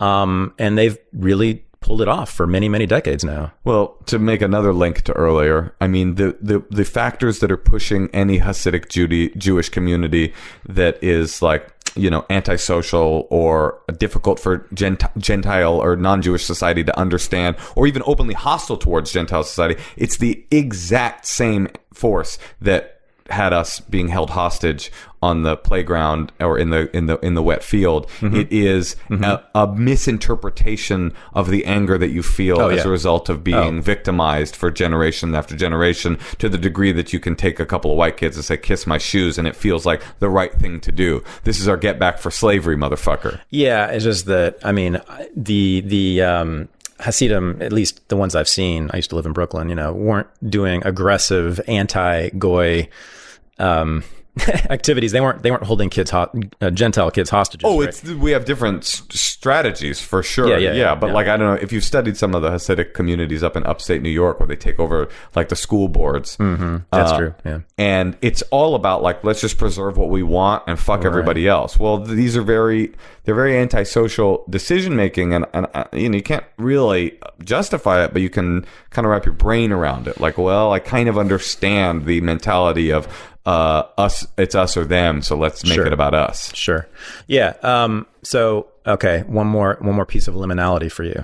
I think you're okay with this because you actually reference it in your act, or at least in your special. So when I did that show with you, and that was like 5 or 6 years ago, I didn't even think about this one way or the other, because I read you, an academic would say, I read you as straight. Yes.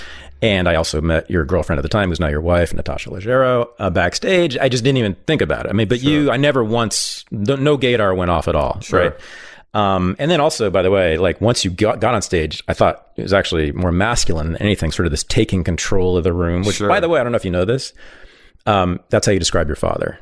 Your father, you said in the book that he takes control of every room took control of every room he went into. So there we go. There's one of the responses of my childhood that I didn't even know were there. Yeah. Here I am. I'm just my daddy. Yeah, I mean, that's what I thought about you, and then I read this in your book about your dad. Fascinating. Yeah, it was interesting. But but anyway, so I saw sort of a masculinity, if anything. But then a couple weeks ago, I'm watching your special with my girlfriend, and 3 minutes into it, I'm thinking, Moshe is really gay in this. And my girlfriend, I didn't say this, but my girlfriend said, "Is he straight?" I said, "Oh yeah, he's straight. Yeah, he's married to a woman." And and then you reference it in the middle of that act, sure, where you say something. I forget how you put it, but it's sort of like, "Oh yeah, by the way, I'm straight." I know that's shocking to all of you. And sure, and there is. I don't even know what to do with that, even though I've like studied and thought about gender for decades. Like, there's something that you're doing that is different. I will say this, though. One thing I do relate to, but again, you're more extreme than I am. I have always felt not entirely straight, always totally heterosexual, but not entirely straight. And I think it's probably what's going on with you. But the other thing I like to do and have always done is sort of play with being gay and being very fine, being comfortable with making fun of my own fagginess, right? And sort of when people call me a fag or whatever, I say thanks for the compliment, right? And always being very comfortable with that, which, you know, of course, is really subversive of masculinity and that whole central fear we all have of being called a fag. And it seems like that's what you're doing. Well, yeah, I think in part, definitely. I think that's definitely right. I think that it is actually much more about being so masculine that you're comfortable being feminine. That is a very Bay Area thing. It's like, I really do think it comes to that. It's like, it really isn't about like, because I kind of agree with you. I don't really think I read gay. I think that like the stage persona is a little bit more flamboyant than my real persona, but also like having had that stage persona, then having people make these assumptions about me, thinking that's so interesting and so funny as opposed to thinking that's so angering. I remember very clearly the joke that you're referencing in particular. There's a whole thing about how there's a bit on that in the special about how I think it's on the special about how I got gay bashed, but I didn't. And then the joke is I'm not gay, you know, and it wasn't real bashing. It was just literally a car full of people drove by and screamed at a group of us, you know, fags. I had the same thing happen to me. Yeah. And how the funny part to me was not only that, you know, it's funny that I'm not gay. So it was that my friend, or a guy I knew anyway, was so mad. He went crazy. He's like, he screams at this car full of strangers who are already gone, right? He's just like, fuck you, come back here and say that shit to my face. And I'm just thinking to myself, like, why is this upsetting to you? They don't know you and they're gone. Like, it was such a funny, to me, the funny part was actually his response, not what the guys did, because it's just, and so in the special, I think it's like they scream, they're like fags, and I like very flamboyantly and effeminately go, wrong guy, right? Like, right. And it is a thing where I just, especially in my early development after I got out of AA and rehab and all these shattered realities, and I was trying to find my own real reality and my own real identity, was I started going to raves. Early in the 90s in San Francisco, and that was definitely the primary social scene that I was in my whole young life. A very gay scene, pre-comedy, a very not only gay but forget gay, like a very trans. Like we don't care. Right. Everything is good. We love everything, and like the more effeminate the guy, the better, and like sex everywhere. But who cares about, you know, like if you're masculine, like me. Literally, this is true. Going from like wigger boy with you know this accent and like Fila caps and sagging my pants to, after my first rave, you know, very quickly getting seduced by that scene, I'm literally putting glitter on my face, putting barrettes in my hair, you know, because it was so seductive. I always talk about it like what I think what happened for my soul when I went to raves and really got sucked into it is that here I was, you know, ages 12, 13, 14. I'm trying to be like a criminal. I'm trying to be Scarface, right? In the time I'm supposed to be being a kid, I'm trying to be like a fucking gangster because I'm scared and I want power, you know? And there's very diminishing returns with being a gangster, you know? There's not a lot of happy old gangsters, you know? And so I was but that's such a hyper masculine thing. Exactly. I remember listening to Too Short and going, I remember I lost my virginity and, you know, I had sex with this girl and I threw her out. The moment after we had sex, I was like, all right, you got to go. The reason I did that, I'm very ashamed that is what I did, but I was also 14 years old. But the reason I did that is I was informed by gangster rap that's what a man does. A man goes, now get out. Like I was literally modeling my romantic behavior around gangster rap. It's just like, it couldn't be more aberrant and wrong, right? Wrong-headed. I mean, wrong. I don't mean wrong morally, just like incorrect. It's like that's not the person you look to for like developmental cues. If you want to continue having sex with women, I mean, I was just, but I actually thought like, well, that's what you do, isn't that what you do? Like, because I was also a kid and ingesting these messages, and so that's such a hyper toxic form of masculinity, right? Is gangster rap and gangsterism that then I'm all the way over here. I'm miserable. I'm, a drug addicted, weirdo, delinquent kid. I go into rehab. I kind of get sober. About 9 months later, I go to my first rave. And the pendulum swing of masculinity is so profound and pronounced. Like, literally, barrettes. Hug every man that you meet, get a massage from a man. Wearing makeup. Wear some makeup, wear big colorful clothes. Like, everyone is, and by the way, it's infantilized. You're wearing you have pacifiers, right. and you have barrettes, and you have, I used to bring this stuffed gorilla puppet to raves when I was a new, I'm like, all of a sudden I'm grabbing this childhood that I should have had over here in a regular way, but it's been pushed a few years, and I'm grabbing this like non-masculine manhood that I should have had over here because my mom's this hippie. There's no modeling. I had no dad going, be macho, kick girls out of bed. I never had that. I was raised by my mother and my grandmother who are committed feminists telling me, you know what I mean? Like, so then I go to raves and I find just what I needed, which is, I'm sure, the reason that I loved raves so much, and I've never loved anything more in my life. Really? Clean and sober, by the way. Wow. No drugs. Wow. I just found there the most like profound experiences available to me, that probably even more profound than I found in AA, Which was what exactly? What did you find there? I found, there's a story that I often tell about my first rave. Maybe this will illustrate it. I went to my first party. I don't know why I was drawn to it. I have no idea. I was 16.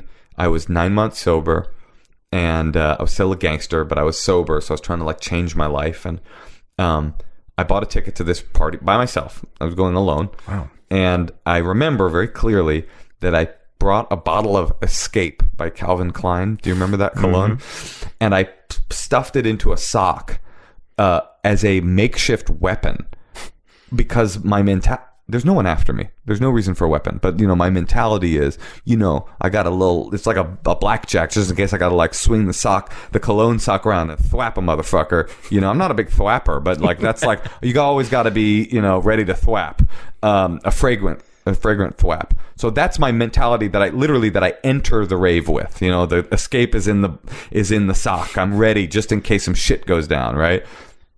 It's the end of the night. I walk into this big chamber in the Henry J. Kaiser Convention Center, and there's techno playing and people are dancing, and I mean my mind got blown. I don't even know why. I don't know. I really do think it was about like my psychological thirst. This was the sensitive, non-masculine oasis I've been looking for.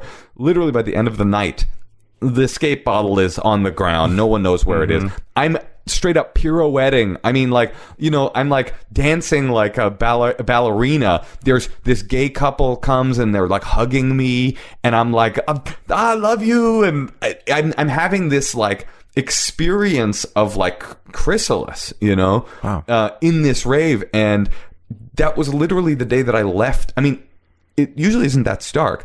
I left gangsterism and that whole idea in one moment, in one evening, in one event. I was now fully done, never to return to this like idea of myself as a tough guy, gangster. It was gone.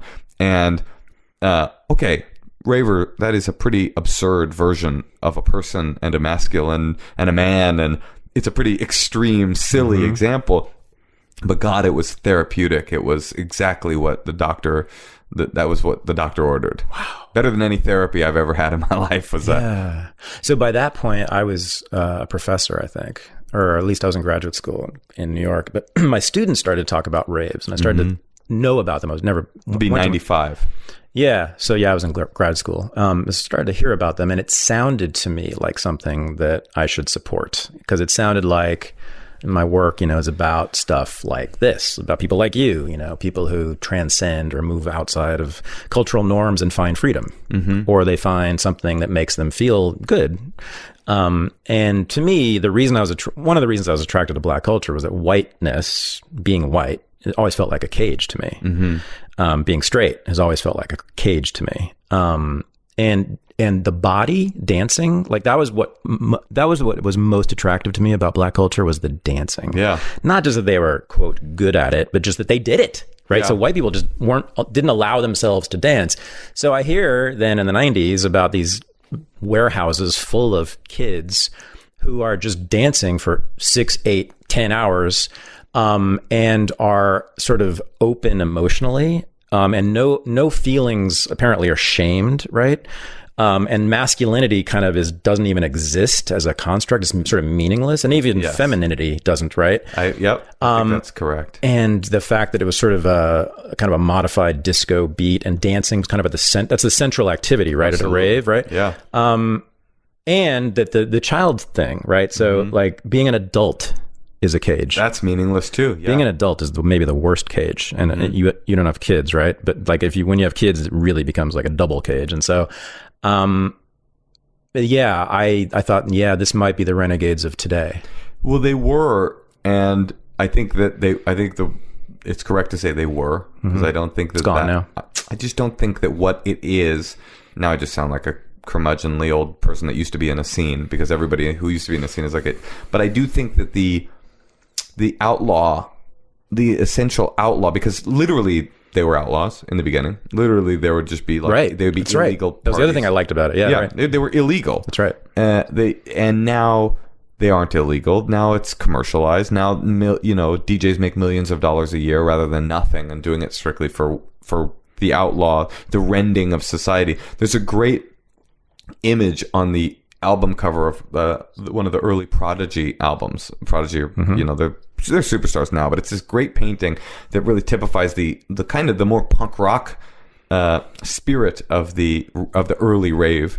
There's a painting on the inside of it, and there's this huge valley, this like gulf, and on one side of the valley is society, dark, smog filled, fire, gross, and the police and the mayors and all the people with the pitchfork are running toward the other side of the valley, which is the rave. Literally, there's just speakers set up. This is dark and overcast. This is sunny and bright, and a meadow, green field of people dancing, thousands of people in a field with a DJ. And between the valley that the police are running toward is a single rope bridge connecting the two sides of the valley. And there's one mohawked raver with a knife flipping the police and everybody coming from that dark side off, and about to cut the rope bridge so that the ravers can just party. And I think that really typifies what raves were about in the original days, and also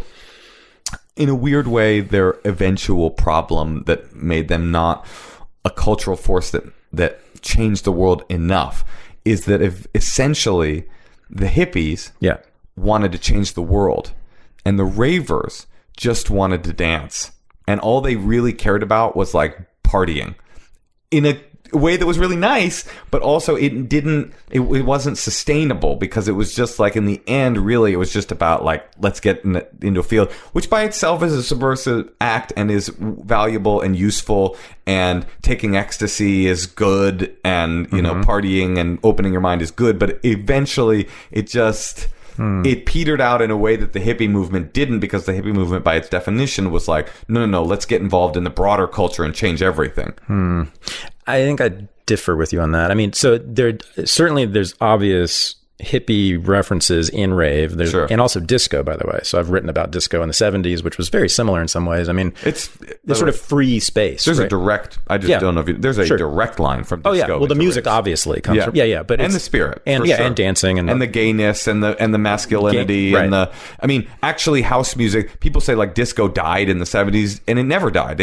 It's almost a weird racist homophobic idea that disco died. What happened is they were forced to become house music because they did that disco sucks thing and because people were scared of black gay men dancing and having a good time and influencing the white culture. When ABBA came out, that was the end of that. So I've argued publicly, I've written articles on this, to me, disco was the most liberated and most interracial space in American history, potentially. I'm with you. And you see all that in rave. So it's very much also a black, and I use this word very deliberately, queer space, right? Because it's not gay. It's the gender bending, the sort of transgression of gender, without insisting that everybody call me by the proper pronoun, just pain in the ass. Well, Politics now. We weren't even there yet. That's what I'm saying. So you were in the place where it was just, we don't care about any rules. Right. What we're called, and we don't care what you call us. We're just going to go have fun with each other. With each other. Right. Yeah. So, yeah, man, I do think that's heaven for me too. I mean, it reminds me of like dances I used to go to in college where it was very similar. It was just freedom. That is also the best moment of my life. Yeah. Spaces like that. I mean, it was really powerful. I'm sure that, I wonder, because now I look at like these parties that are like Electric Daisy Carnival sponsored by like, Beats by Dre and Heineken. And it's just like, I don't quite understand how that's possible, that could be. I'm sure people are having really nice experiences, but it just doesn't feel possible that without the danger, without the outlawness, that it could have that kind of experience. I think being an outlaw is okay. To me, what's even better is that it's DIY. Yeah, it was all right. It was completely organic. It didn't need to be illegal. I agree. Yeah. It was. You could have the right to throw the party, as long as the party wasn't, somehow like, oh, and here's the vendor. I mean, there were weird rules back then too. Like alcohol was like not acceptable, not cool. Yeah, right. And now everybody drinks at every party, but alcohol was out. Yeah, and everybody was on drugs. It's funny. This is the first time anyone's mentioned raves to me in a long, long, long time. It's just not around, and it's really forgotten. We still talk about disco and hippies and stuff, but for some reason, you're right. It just got forgotten, and I think not even that it's forgotten. It's that it's been it's been mainstreamized. Well, okay, it's been churned into mainstream society. So it's worse than forgotten. It's been assimilated. Yeah. So I'm really glad you brought that up because I want this to be in the public more. What those early raves were and what they represented. I have never been to one, but I am convinced, having heard you describe them and other people describe them, that politically, in the best sense, it's really what we should always remember. And for me, in terms of my values, I want to be pushing toward that. I agree. And by the way, it is, I don't know about raves, but certainly electronic music is 100%. It's a black music form that has been forgotten about being a black music form. House music is obviously very direct from disco, but techno too was completely created by black people in Detroit in the ghetto, who were just like tinkering with noise and trying to find, a way out of whatever their circumstances is. And it's like this weird thing where they created it and then no one in America cared about it. And then white people in England heard about it. Right. And there's this really interesting, there's a great documentary online called This Is House Music. It's on YouTube and it's really good. It's a BBC documentary where basically this guy, I can't remember who it was, maybe Steve Silk Hurley or Farley Jack Master Funk, one of the very early house music people, who's making music in his like apartment in the projects and making no money. Gets this call from his the label owner, like, hey, they want you to come to Manchester to play your music. And it's like, fucking this kid from the ghetto, really? Oh, okay. And he goes to Manchester and it's a sold out show of people who know his music. I mean, it's like a Searching for Sugarman type of thing. Like they go and all of a sudden then in England they got this music and they created the rave. And then the rave was then reintroduced to America and then pushed across from New York to the West Coast to meet me in San Francisco in 1995 at that first party in this way that felt like, oh, it's a white thing. But in fact, if you go, because went from England to like Frankie Bones was the DJ that brought it from England back to New York and then back across the country. But in fact, it had been borrowed from American black culture in the first place. So it's this very complicated liminal situation. Well, I mean, rock and roll had a very similar path too, right? So it's, black blues basically, and then the black rock and roll stars of the 1950s. And then in Northern England, this is a weird thing among these Northern English people. They just have always loved the shit out of black music, especially. Maybe we should move there. You ever seen like video of like dances in, Yorkshire in the 1960s? I mean, they are getting down. Yeah, they're amazing. Yeah. And then of course it comes back here with the Rolling Stones, right? Right. Right. And then it becomes huge here, or huger here anyway. But I was thinking about, so let's move past this liminality shit. So I mean, the rave to me, in a sense, I think this is right. What sets it apart is that there are no separations. There aren't divisions, or at least certainly not stark divisions like between male, female, body and mind, black, white, right? I mean, I think that may be part of what's going on there. That is certainly true. I mean, look, nothing can truly exist devoid from the culture in which it lives in. But yes, when you were in that warehouse, at least that's how it felt. It did not matter. If you were gay, it was unimportant. And if you were black, it was unimportant. If you were white, it was unimportant. None of it was important. Nothing mattered but like being there and being together and the music and dancing. And that was it. It was just a bunch of bodies moving together. It did feel profound. I don't know if it was profound, but when we were there doing it, it felt profound. Oh yeah, I have no doubt about that.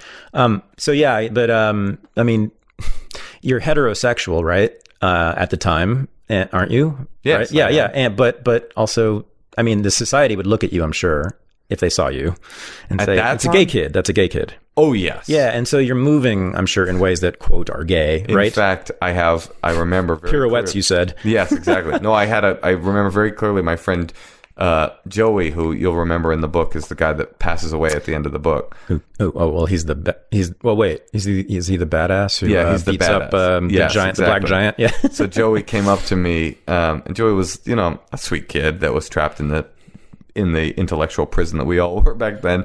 Right after I started going into raves, maybe 6 months in, and I'm pirouetting, and I've eschewed gangster culture altogether, but I still know these people. And he comes up to me, and he's like, "Hey, blood, man, people are saying you gay, blood." He's like, "You want me to beat their ass?" He offers to go beat people up for saying that. And then how I knew I had moved on was I was like, "No, Joey, I don't care if they say that." 6 months earlier, right? That would have given me an existential meltdown, right? Right. But here's my ambassador from the gangster culture telling me he's going to go beat up people for saying I've turned gay. And what they really mean is like, he doesn't look like us and he's not miserable like us anymore. He's begun pirouetting. We need to do something about this. Right. And I'm just like, I'm so far past that. No, tell him I'm gay. But how do you explain that? Why did you throw it off so easily, so quickly? I do not know. I mean, I really think, I'm embarrassed to say that the power of the music transformed me in that one night, but that seems like that's what happened. I mean, listen, what I really think it was that gangster culture, Oakland gangster culture is unhealthy, straight up. It is just it's not like I was deciding between two fun scenes. I was just thinking about this yesterday. One of the things that we used to do is we would do what's called hitting licks, which meant that we would rob people and try to set these elaborate robberies up, right? So that we could rob dorks in the neighborhood. And I'm thinking to myself, that was what we thought was it was reinforced that was a cool thing to do.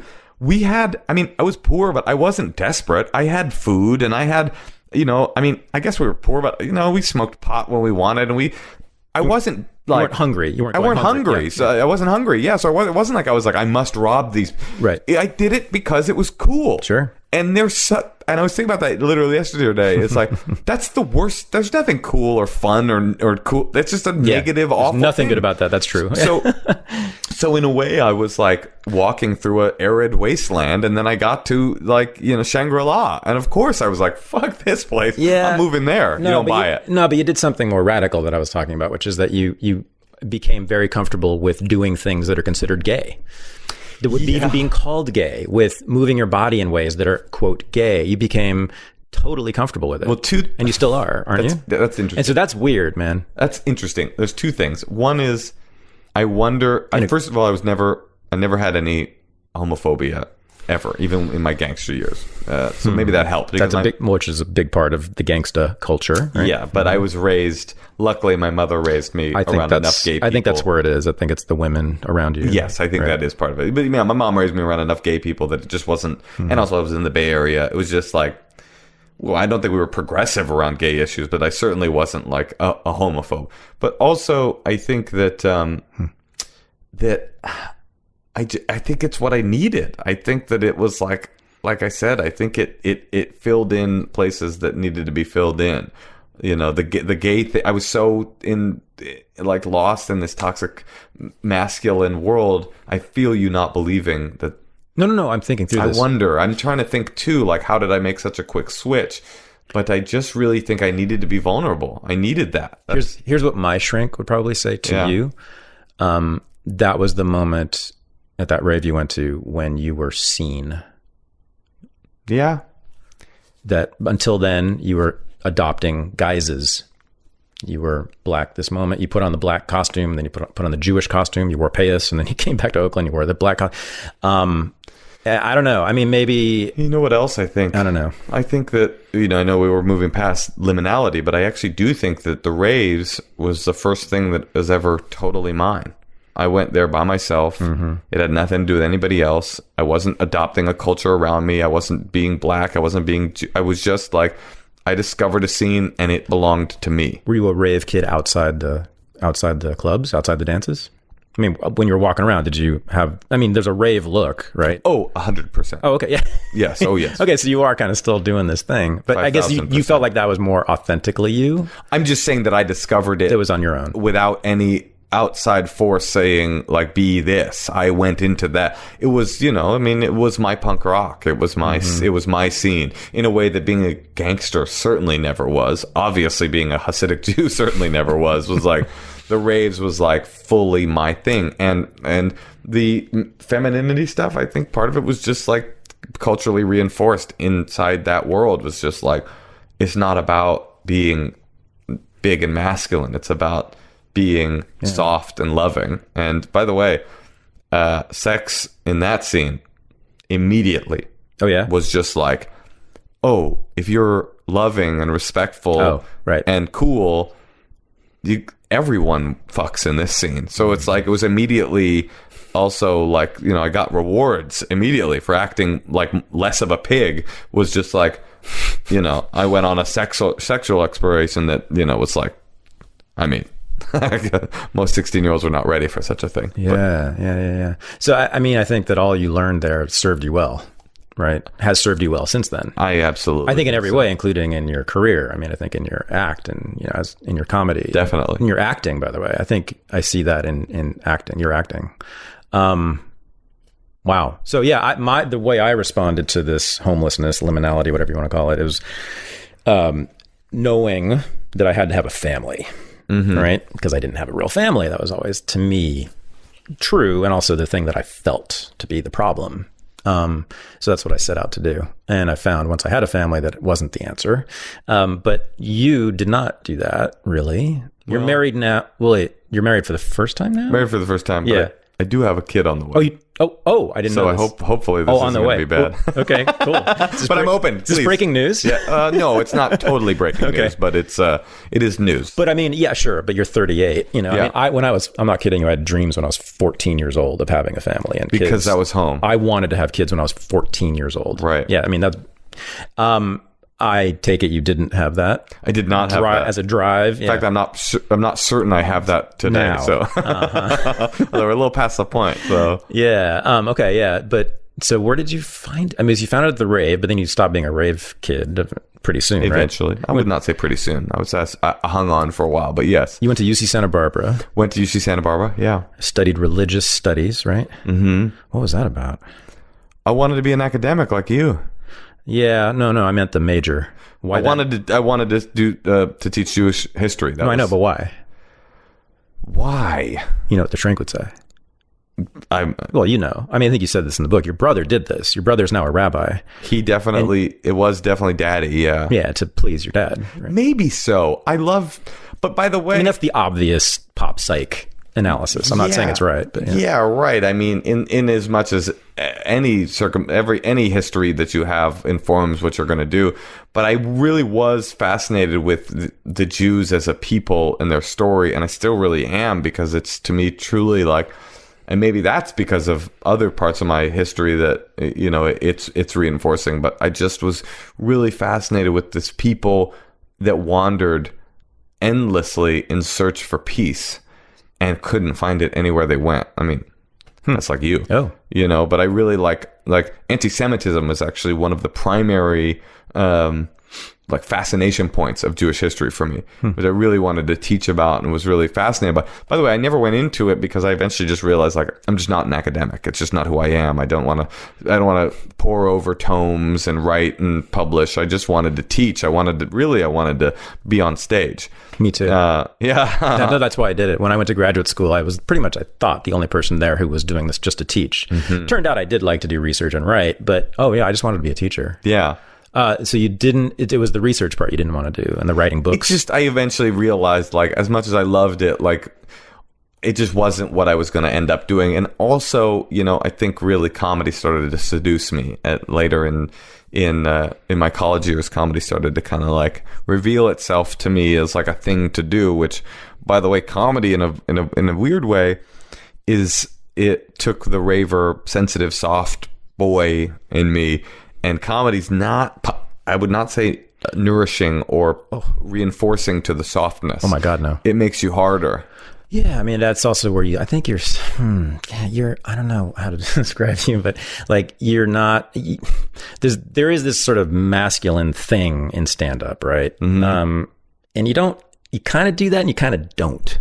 You kind of, again, you're playing between the two worlds, right? Yeah. You know what I mean? Like there is an aggressiveness, I think, about Big your time. act. Yes. But at the same time, you're like every other word practically is you pointing out your own vulnerabilities. That is exactly it. Yeah. I describe my comedy, since we're talking about straddling worlds, as highbrow, lowbrow as well. This is a different thing, but it is truly, that's right. It's not only aggressive and also self-deprecating, but it's also like stupid and smart at the same time. I mean, very much by design, or that's what is funny to me. It's very funny to me to be hyper literate but be talking about like really vulgar, really low kind of topics, and vice versa, talking about low topics in these sort of like, or rather talking about highfalutin topics in very stupid terms. Like I love that.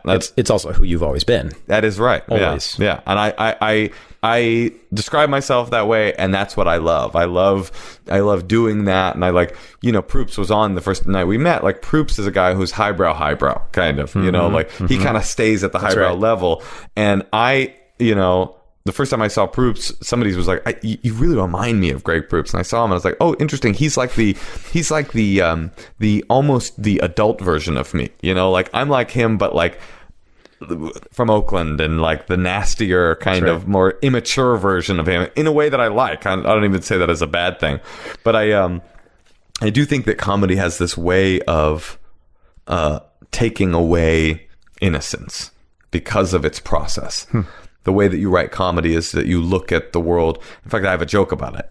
Yeah, sure. And it goes, the process of comedy is that you're looking at the world, you're trying to like deconstruct it and find the absurd, the stupid, the idiotic, right? Which is the opposite of what raves are, right? And with raves, you're going into a warehouse and you're turning it into a sublime space, right? You're going into the ugliest place on earth, right? A warehouse, and you just set up speakers and you set up some lights and you bring people in and it becomes a church, right? And comedy's very much the opposite. You go into the world and you just go, what's stupid? What's absurd? What's ridiculous? What's insane? Let me talk about that. Twist it, magnify it, make a joke about it, tell it to the people. They laugh, you cry. That's the agreement. That's what I say in the joke. And I go, now over time, now we're actually into material. Over time, that kind of negative colored glasses will really turn you into a worse person. As you aggregate the world for bad, you'll become worse. I'll give you an example from my personal life. When I first started comedy, I didn't like Holocaust jokes. This is true. I did not tell them. I didn't laugh at them. I didn't think they were funny. Fast forward 5 years, I made my Comedy Central debut doing a Holocaust joke on TV, right? Fast forward 5 more years, I systematically exterminated my entire family. So you see, there'd been a real downgrade.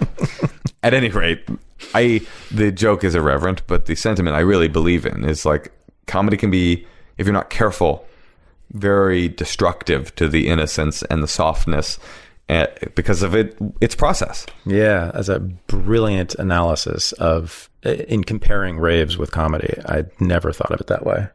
Totally brilliant. I mean, it's like, I guess there's a door between you and the good stuff in the world. And the comic will just stare at the door and tell you all about the door, and he'll be right. And he'll tell you about what's good that you're missing out on and how your life sucks, and it's all correct. Yeah. And you'll even see those things in a new way. Thank you for that.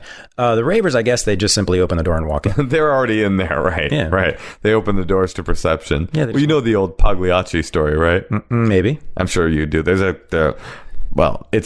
This guy goes to a doctor, and he's like, "Doc, I'm miserable. I'm sad. I don't feel like getting up in the morning. I want to die. My life sucks. My life sucks. What do I do?" And the doctor says, this is very simple. All you got to do, there's this amazing clown in town. Pagliacci's in town. Pagliacci, the great clown. He'll make you forget about your troubles. He'll make you smile. He'll make you happy. Everything will be great. And the doctor looks down, and the guy's crying. He's like, "Why are you crying?" And the guy goes, "I'm Pagliacci." It's a little overly prescriptive for comedians, but there's some truth to it. When I think about doing stand-up, I mean, I've never considered doing it, but like just the anxiety, and I've heard lots of stand-ups talk about it, like just the anxiety about lots of stuff, not just about getting up on stage and bombing, about being criticized for every single thing you do, but also just fill in the book, man, like get in the dates. Oh, you mean getting work? Yeah. Oh, the bigger anxiety is filling the time, writing the material, continuing to generate and be and be funny and be as funny as your last thing, and write. Where's the material? The material. That's the biggest anxiety to me. Then there's the work. Then there's the yes. I mean, earlier I was saying like I don't really believe that college crowds are uptight. That's not what I mean. Everybody's uptight, and you're terrified as a comedian at all. And I think social media makes it worse because it's much worse to tweet something than to just say, "Here I am on stage saying it." It's much more empowering, and there's much less for people to if I make a joke on stage and somebody goes, "That was problematic," it's like, well, fuck you, because it was clearly what I meant. When I put it out in the world as a little widget of text, then it becomes its own strange life out in the world that people can go like, they can deconstruct what it meant. Like there's jokes in my special that I wouldn't make now, but do I care? Am I worried that somebody's going to shine a light on him? I don't give a fuck. I don't give a fuck about any of that. I'm just trying to make people laugh. And I think like that's the great thing that has changed about comedy in the last 10 years. And I don't like it, is that it somehow has become a de facto reality that people believe that the comedian is supposed to be a social deconstructor looking for justice in the world. That's not true. Some comedians are like that. I'm certainly not. That's not my comedy at all. I'm like, there's no more superior comedian. Lenny Bruce is not a superior comedian to Steve Martin. They are different comedians. Lenny Bruce was talking about society. Steve Martin was talking about being a wild and crazy guy. Their jobs are the same, is to make you forget about your problems and laugh and have a good time. Like Patrice O'Neill, a very great comedian who passed away a few years ago, and probably the most problematic human being ever. Yeah. I mean, the most misogynistic, just beyond, but so funny that the best experience was watching Patrice perform in San Francisco at the Punchline to a crowd of, you would assume, probably mostly feminist women. And some of them would leave immediately. But then the ones that stayed, he was just so good that they would laugh despite themselves. And it was like, it was a very funny thing that he would always say, he'd be on these like panel shows, these Fox and Friends shows. People are like, whose side are you on? He go, "Oh, I'm on the side of funny." And I think that should always be the comedian's goal for me. I mean, this whole idea of like punching up, like, I don't know what that means. Somebody made that up. I don't give a fuck about punching up. I care about making people laugh. I don't care about like getting to the truth.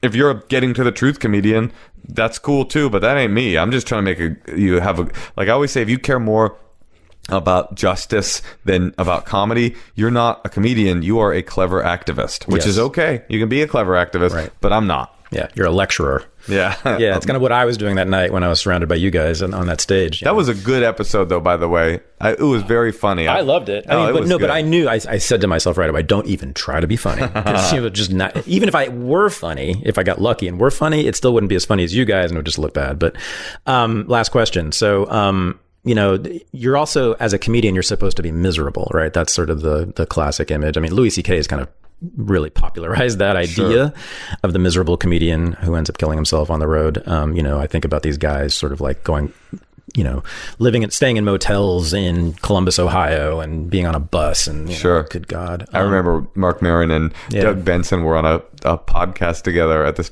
comedy festival. And it was so funny because they're both successful. And these are successful comedians. Yeah, right. And they were going, somebody brought up like the Residence Inn in Columbus or whatever city it was. And they were like, oh, that place has a great waffle maker. Yeah. The waffle maker there. And it was just so funny. I'm like, this is the good case scenario. Like, these guys they're thriving. So yes. I've heard Maron talk about that. Like he knows all the comedians know the best breakfast hotels, So funny.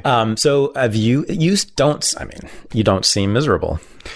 I have fought very hard never to let myself be seduced by the illusion that comedians are supposed to be unhappy. I think that's a toxic, self-fulfilling bullshit prophecy that listen, I can swing towards misanthropy as much as the next guy, but it's just like, it's such bullshit that comedians are miserable. It's just like, who made that up? I don't know what that, I mean, yeah, will strange circumstances make you funnier? Probably, definitely, obviously, but do you have to be miserable? No, but you do have to fight. You do have to really like make sure that you don't allow yourself to give into that stuff. I mean, I think comedians in a weird way are lucky. Like, this whole Harvey Weinstein thing really has made me look at how truly toxically disgusting the Hollywood system is. Like, in a way that I already knew. Obviously, we all kind of know it's all vapid and shallow, and like the politics of Hollywood is just like this, like self-congratulatory, like just like succubus of like people sucking their own dicks about how progressive they've been, and like rap videos for Hillary that never, you know what I mean? Like, like you're out there just like Hillary, and then all of a sudden it's like, well, how interesting that no one responded to that, and Donald Trump became president when that was your greatest offering. But then people thinking that what they're doing great work, but what they're really doing is trying to make money off of pretending to do great work. Right.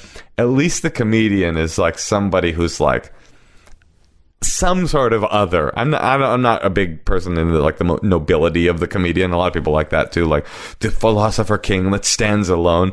But at least like we have a little community that enforces saying what you mean and enforces being genuine. I hope so. I mean, I know you do now. I'm worried about that. You that it'll go away. Well, this is being talked about, right? That comedy is now declining because of political correctness and people's fear of. I've heard that getting criticized. And where is the comedy that has declined? Because from my perspective, I'm watching it and I'm going, some of the biggest comedians in the world right now, like Louis C.K., Bill Burr, Joe Rogan. These are not people who seem to have been chastised by the woke, outraged masses.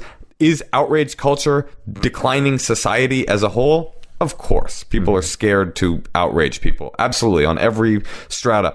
But when people talk about, although I thought that was very funny when Mel Brooks said PC culture is ruining comedy. It was like so funny to me because it's like, A, you're 90, like, how do you know? What are you talking about? Like, the guy's a legend, but it's like, you have your finger on the pulse of like contemporary comedy. You're like, it's actually gotten a little bit worse. He's like, he's a 90-year-old man. I tweeted that, by the way, and people go, this was the funniest example of outrage culture just eating its own tail.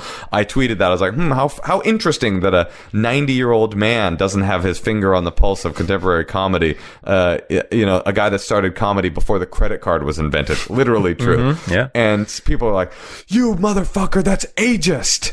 And I'm like, wait, I'm sorry. You're outraged about me making a joke about Mel Brooks saying that people getting outraged is ruining. Like, this is just too perfect. Like, I don't know that outrage culture is ruining comedy any more than it's ruining anything else. Comedy's greatest power is its commitment to free thinking, free speech, saying what you want. And I have had to adjust the topics and the way that I broach certain topics based on the way that that crowds react. And it's just the reality. It's like, I don't know if PC culture is ruining comedy. I just know that like I can personally get away with a little bit less indulgence. I'll give you a great example. Faggot. Yeah.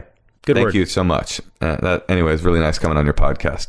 And then I leave, and that's the end. No, faggot used to be this great comedy word, right? That like a person like me could always say faggot, because you could know inherently, based on my character and the topics that I've broached, that I don't mean it, right? So when I say it, and especially when I'm talking about someone calling me that, it's like, whenever I'm like, I am the faggot, I will always get a great big laugh, right?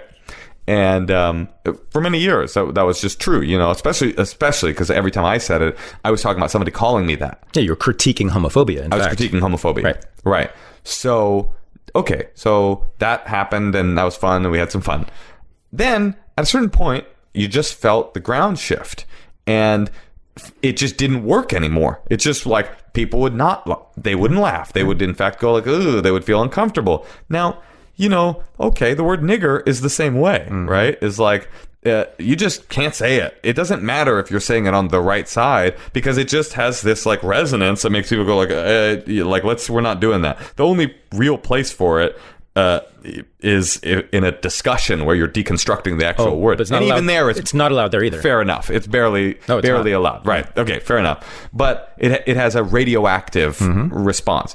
So that didn't used to be true of faggot, and now is true of faggot. So what do? Do I just keep saying it and like try to create a fan base that is like, yeah, you fucking saying it, even though society doesn't laugh at it, we fucking do, and we'll come out and support you. And then it becomes its own weird thing where there's just like, say faggot, and you're like, no, I'm doing a different bit. No, we're here for faggot. It's like, okay, well, all right, faggot. Yeah, he did it. He melted the golden calf. Well, okay, so I just can't quite say it anymore. And it's too bad for my act. It actually is too bad for my act. Especially for you. But I think it's better for the world that we've moved past that word being able to be like bandied about like with impunity. Now I know you're a guy that is a free speaker, and I actually remember from our podcast taping that you were dropping hard N-bombs. Not as a slur, but as an honest deconstruction of the word itself. And I do understand that when you can overly empower words, but also you can overly under empower words or whatever, where you're calling someone a faggot in a way that isn't, because it's not always going to be the guy that you trust to be the ally. It won't. Sometimes it'll be a guy who's like really on the border, or sometimes it'll just be a guy just like saying it because he thinks it's funny. And I guess I do think that that's probably better for the world. Disagree? I don't know, actually. I really don't know. I lean against that argument, but I can't. I'm just not sure. So yeah, I used nigger in my classrooms until about 4 or 5 years ago. Yeah, and that's unthinkable now. Right. In my own classrooms, I can't even imagine doing that now. I think what I don't like is like you're reading a book and there's a passage in the book where there's like, some racist is saying, we have to stop these niggers, and you're supposed to say, and then he said the Grand Wizard said we have to stop these N-words. It's like, all right, can you not do that? What do you do in a classroom in that situation? No, then I read it. But a lot of teachers don't. A lot of professors don't. They rewrote, some publisher in the South actually published Huckleberry Finn and took out all. I heard about that. I mean, no, it's a problem. Neil Brennan has a great joke about a guy that goes to a bookstore and he's like, hey man, I'd like that Huckleberry Finn with the N-words, please. Black market Huckleberry Finn, so to speak. Yeah. I hear what you're saying. I think there's a danger in either direction. Well, okay. I mean, the thing I guess that I certainly don't like is the infantilization that goes on with this. It's like, we're fucking adults, right? Say the word. Yeah. This is what you do to children. You don't say the scary word to them. You spell it out. I don't know. It's a mess out there. Let's get to the bottom of it right now. I think we can solve it in this podcast. Let's do this. We should just scream the N-word and faggot for the next 30 minutes. 1, 2... Yeah. If you want to support this show, there are 2 ways to do it. You can make a simple donation by going to thaddeusrussell.com/podcast, or you can become a supporting listener of the show and a member of the Unregistered community by going to unregisteredunderground.com. When you become a supporting listener, you'll become a member of a private Facebook group where every single day we talk and argue about the issues and ideas from the episodes of the show. You'll also get discounts on Renegade University videos and courses, including the upcoming webinar on postmodernism, and on our new unregistered merchandise. Again, to become a supporting member of the unregistered community, please go to unregisteredunderground.com. This was the Unregistered Podcast, and I'm Thaddeus Russell.